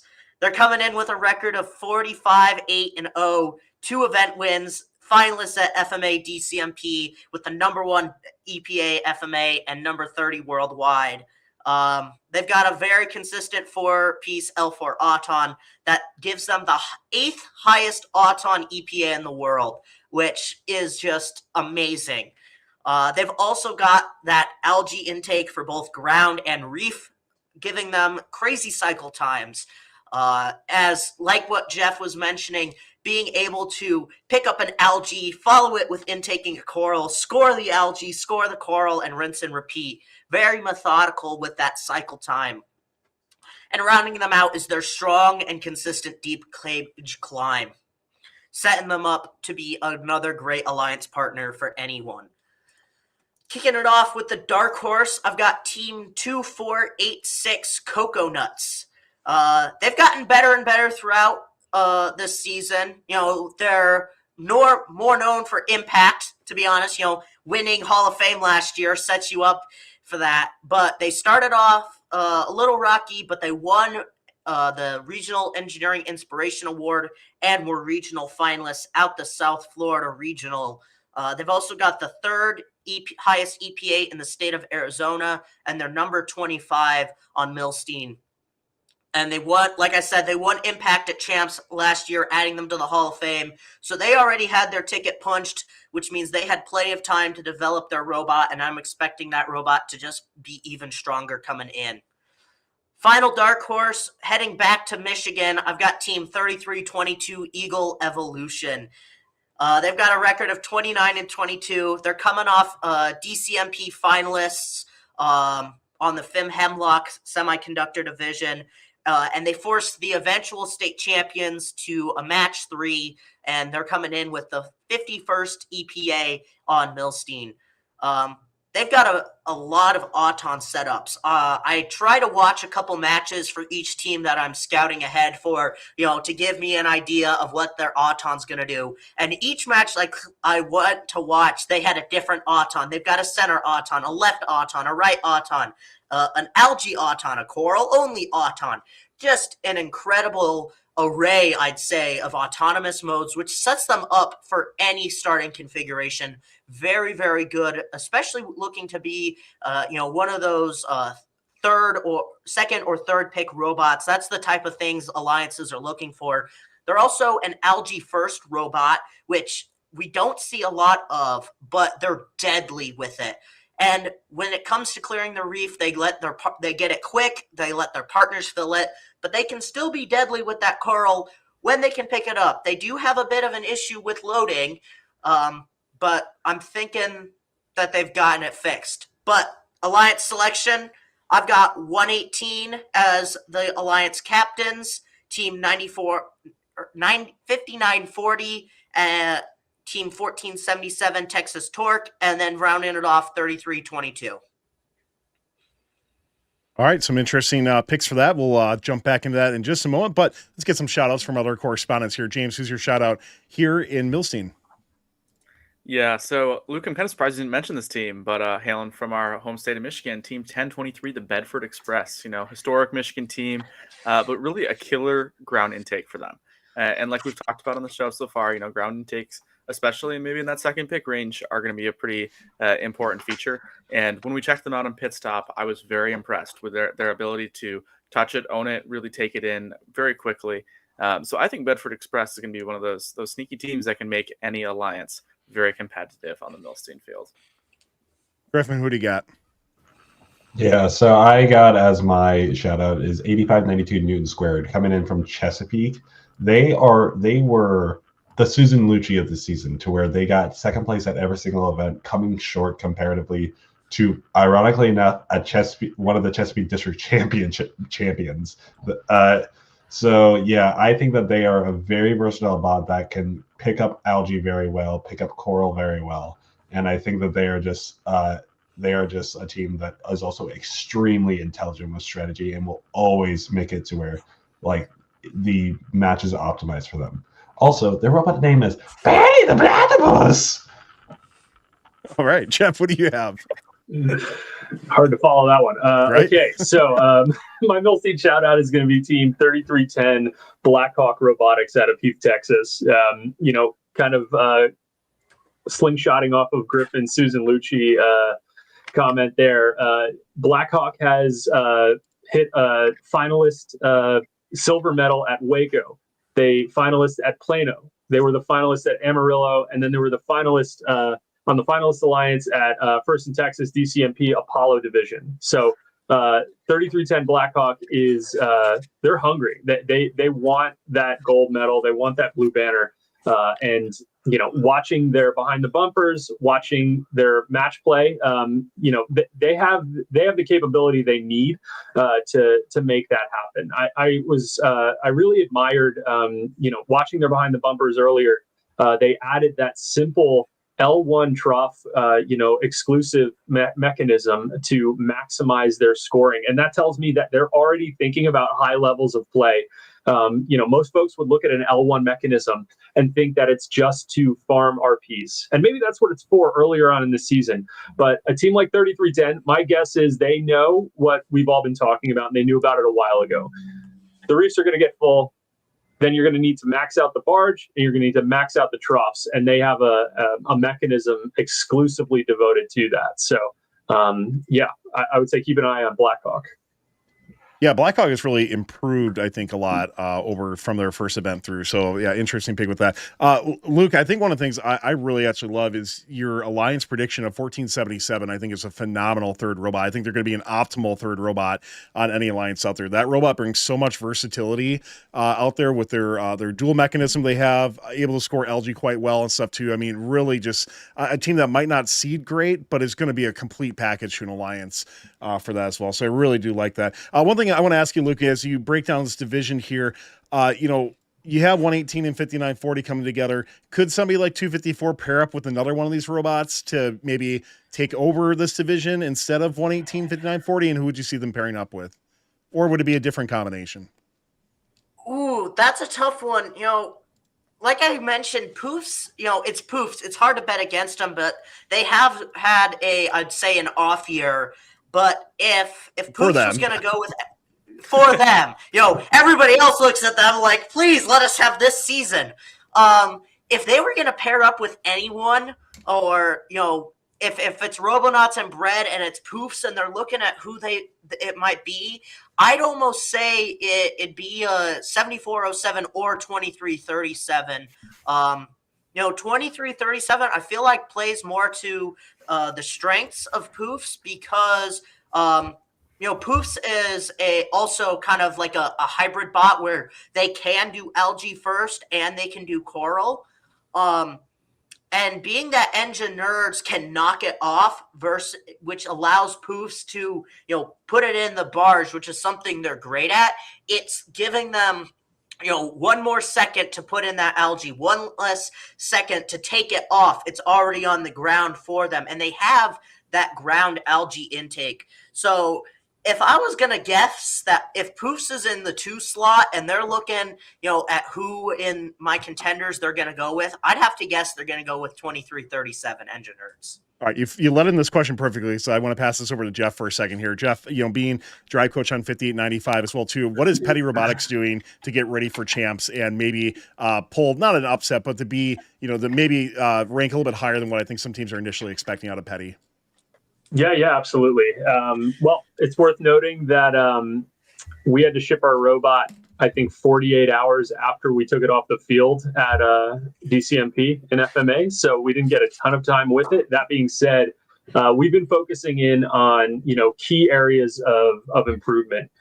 We like the efficiency and the repeatability of our climb, but we want to cut it down by another 4-5 seconds. So we did a lot of practice with that. We did a lot of geometry optimization with our passive guides for that. We're also looking at the play style of the marquee teams on our field.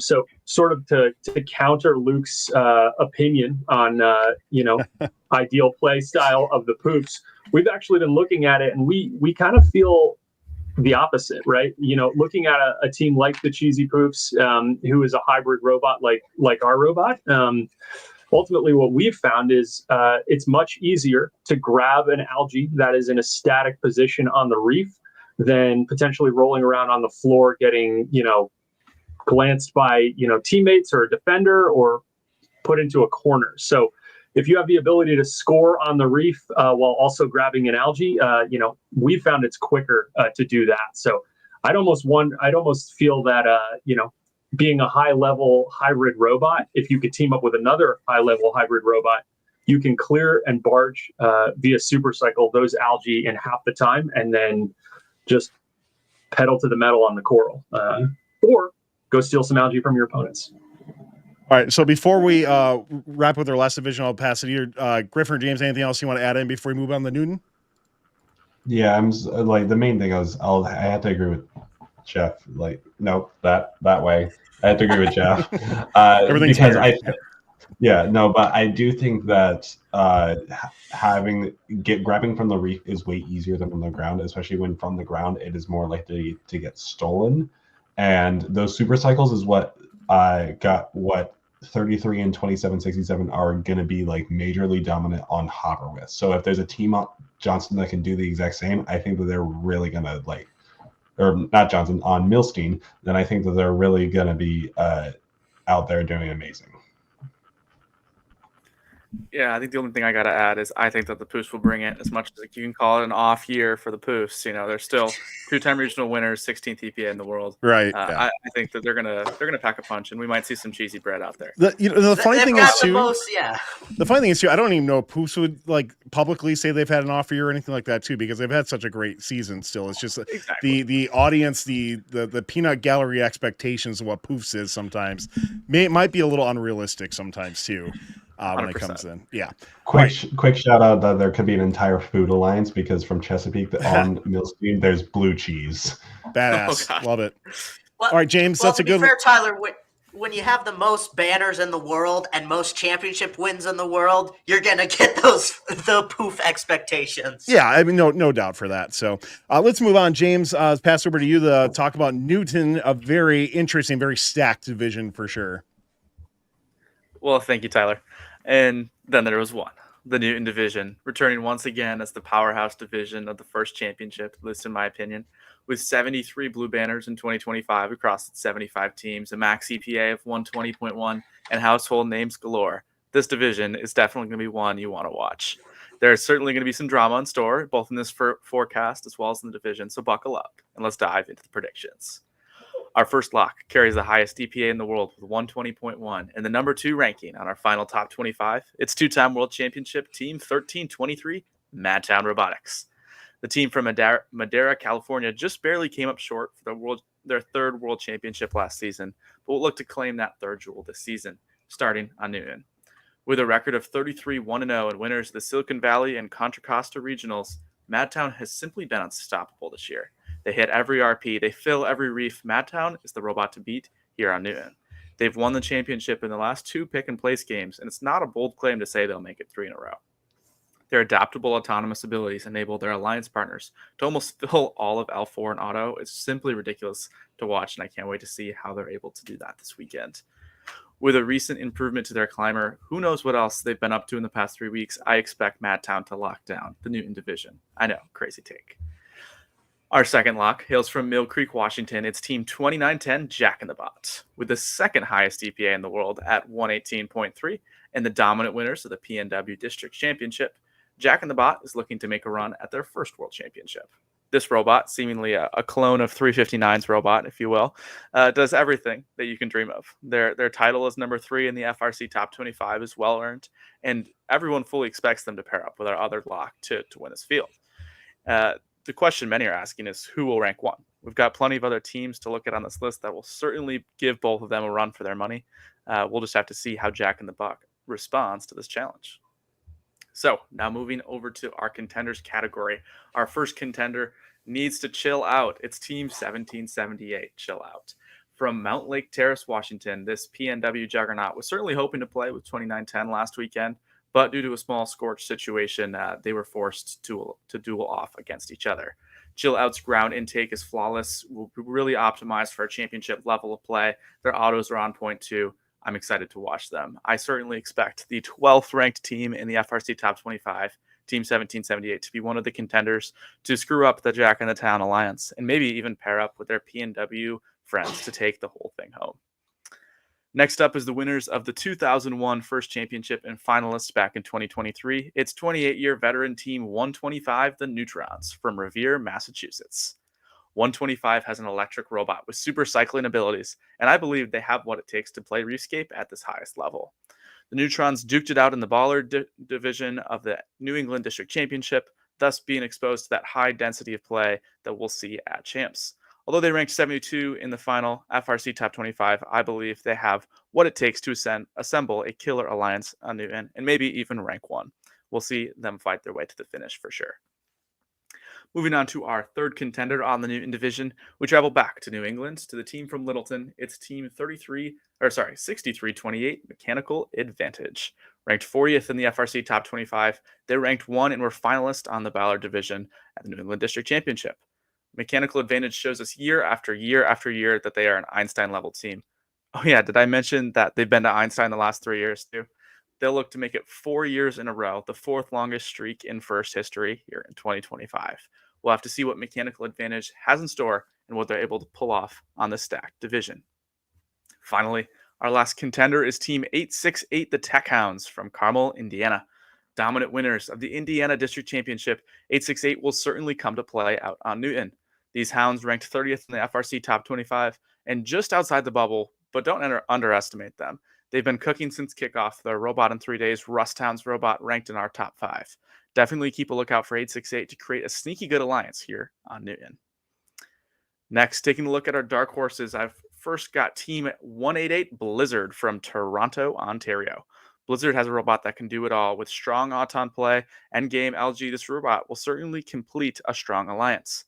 They've won a district event as the first pick of the number 1 alliance and fought to third hard from the 6th alliance spot at provincials.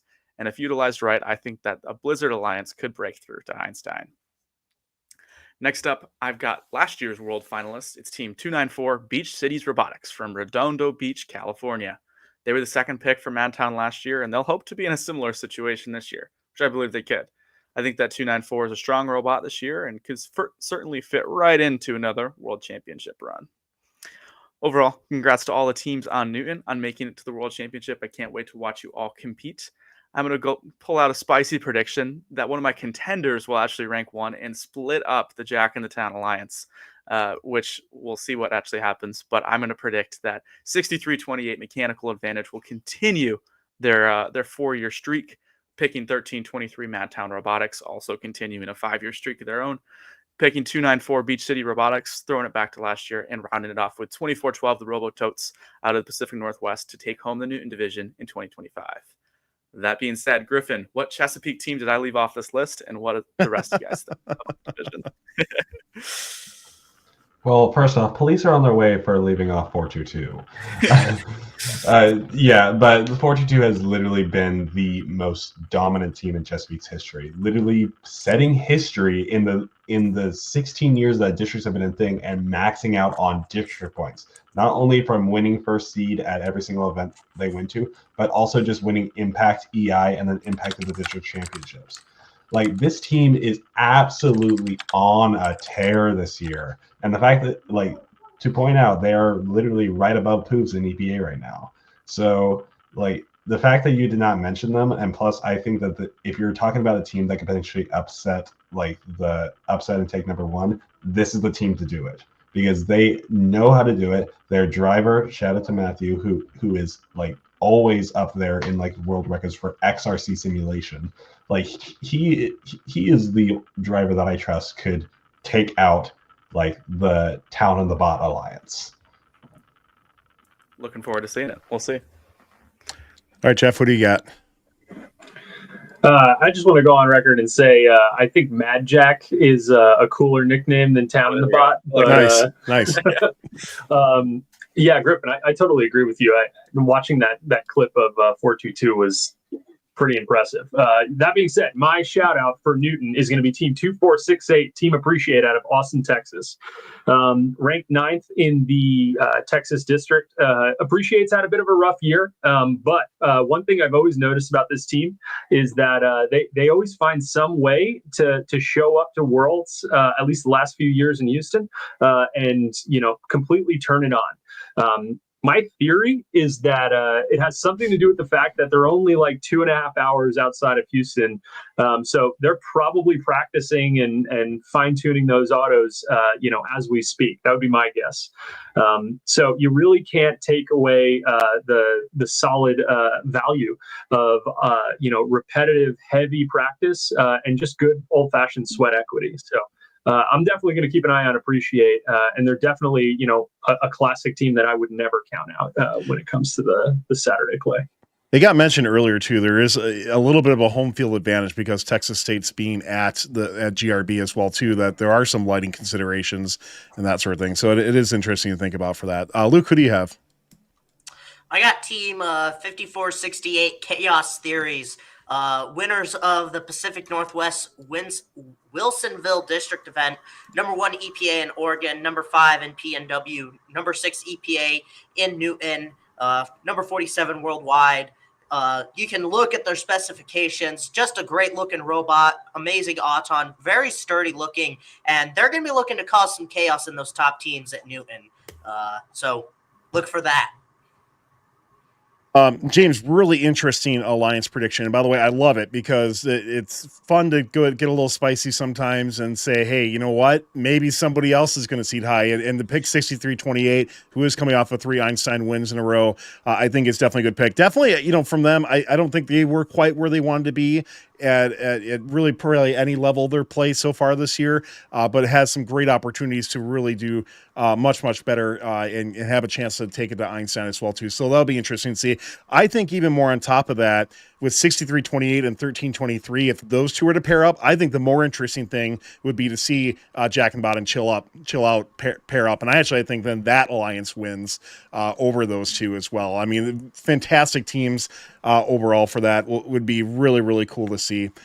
For that. So a couple things I want to ask you in terms of like contenders and stuff like that. So, we look at a couple teams, like you have 868s coming out of Indiana, right? And we've seen now a couple higher end Indiana teams this year, I think finally kind of break some of that barrier that Indiana has almost had their own glass ceiling for a long time. What have you seen in like 868 that could really allow them to seed a bit higher than what Indiana traditionally has? Yeah, absolutely. I think that's kind of the concern with, those smaller districts like Indiana, like Chesapeake, right? But I think that one of the things we see from 868 is just their speed, right? They're able to really get those quick cycles that at the World Championship you're going to need to be able to compete with.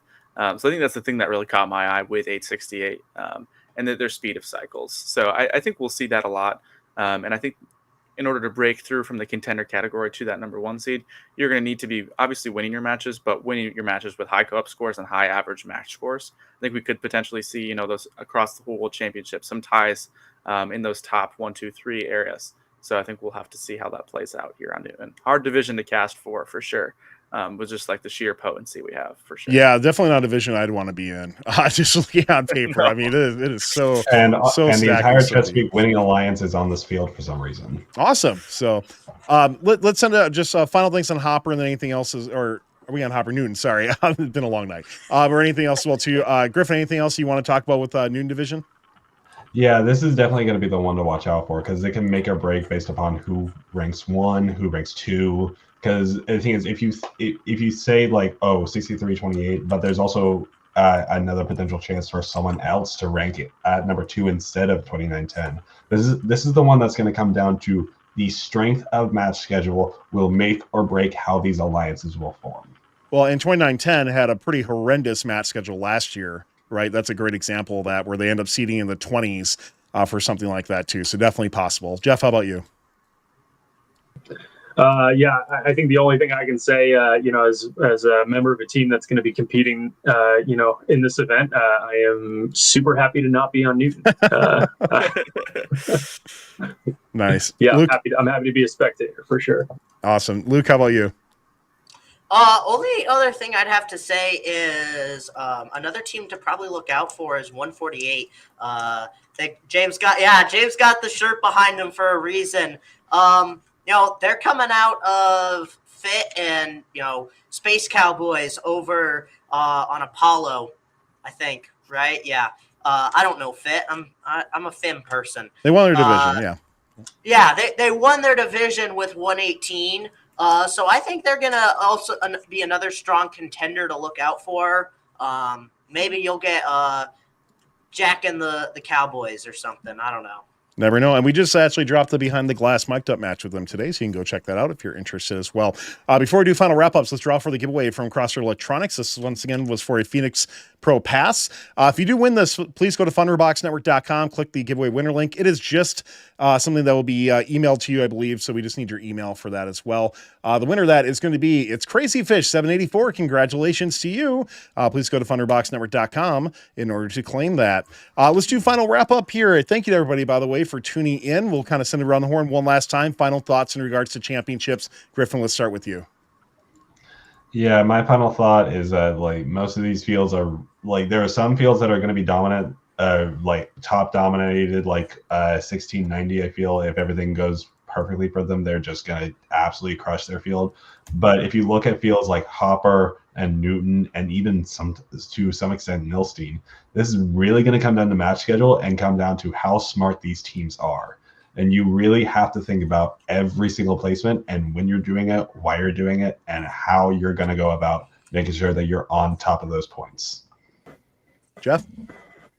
Yeah, my only I have two things. One is just reiterating: don't sleep on the algae and the algae stealing. It's going to be a massive difference maker, and in the super high Einstein level match play. And the last thing I'll say, sort of echoing what Griffin is saying, or kind of springboarding off of what he was saying, is what's interesting about this game is that it's not just a pedal to the metal, score type of situation, especially in qualifications. You really have to play smart. And there's going to be a lot of situations where teams are going to have to make hard decisions mid-match on whether they have to push to lock in and guarantee a win, or try to get greedy, lock in the win and grab a few more ranking points to bolster those rankings. So good luck to all the coaches and all the drive teams out there. It's going to be an interesting challenge for sure.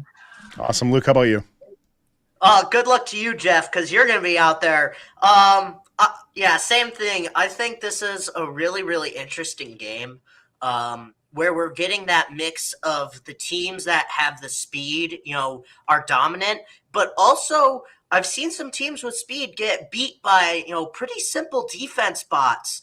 My own team, 7810, we were running a tank drive with vortexes, and you'd be surprised how easily you can push around a swerve bot with just a lot of power. So that's the one thing I'd say teams can't sleep on, is that defense, bot, especially if they're, a second or third pick that can also do algae, clear out the reef, and then go sit in front of a coral station would completely shatter any game plans for an opposing alliance. So that's what I'd be looking out for. James? Well, Luke, I think I'll push back on that a little bit. I think that the robot that makes the most difference in this game at the highest level is the robot that you send to the far side of the field. And I think you'll be sending, sometimes, in a lot of cases, your best robot on your alliance to that far side of the field. So we saw at state championships in Michigan, and I think we'll definitely see it in Einstein. And I think we'll see some defensive level plays, but I think algae stealing and smart algae playing is going to make or break this championship. And I can't wait to watch it. It's going to be fun. Great takes all the way around, and we thank you, Fun Nation, for tuning in for FRC Forecast as well, too. Best of luck to all teams who are competing at the World Championship. We can't wait to see you there. Both myself and James are running up two film teams. They're filming behind the bumpers, pit stops, and a few other content pieces as well, so be on the lookout for us and other fun people. And also, once again, if you're part of the top 25, look out for stickers as well, too. But please come say hi to us. We'd love to talk to you, and I'm sure anybody else here that's going to Worlds would love to talk to you as well, too. So best of luck to you all, and we can't wait to see how everybody does. That's going to wrap it up for us tonight here at Fun. We'll see you in Houston next week. Take care, everybody. Thanks for watching. Don't forget to like, subscribe, and click the bell to stay up to date on future fun videos. Earn up to a $5,000 sponsorship for your team or a $2,000 individual prize when you provide a video submission to the Altair Global Student Contest at altair.com/contest. You can build better robots faster with Altair tools and provide multiple video submissions for the contest. Download Altair tools for free. Scan the QR code or go to altair.com/contest for further details. AndyMark provides superior service with the reliability that teams expect. Check out their sport gearbox and ratchet sport options to their tried and true compliant wheels used by teams all over the world. From mechanical and electrical products to tools and hardware, head on over to andymark.com for your one-stop shop of high quality and affordable solutions.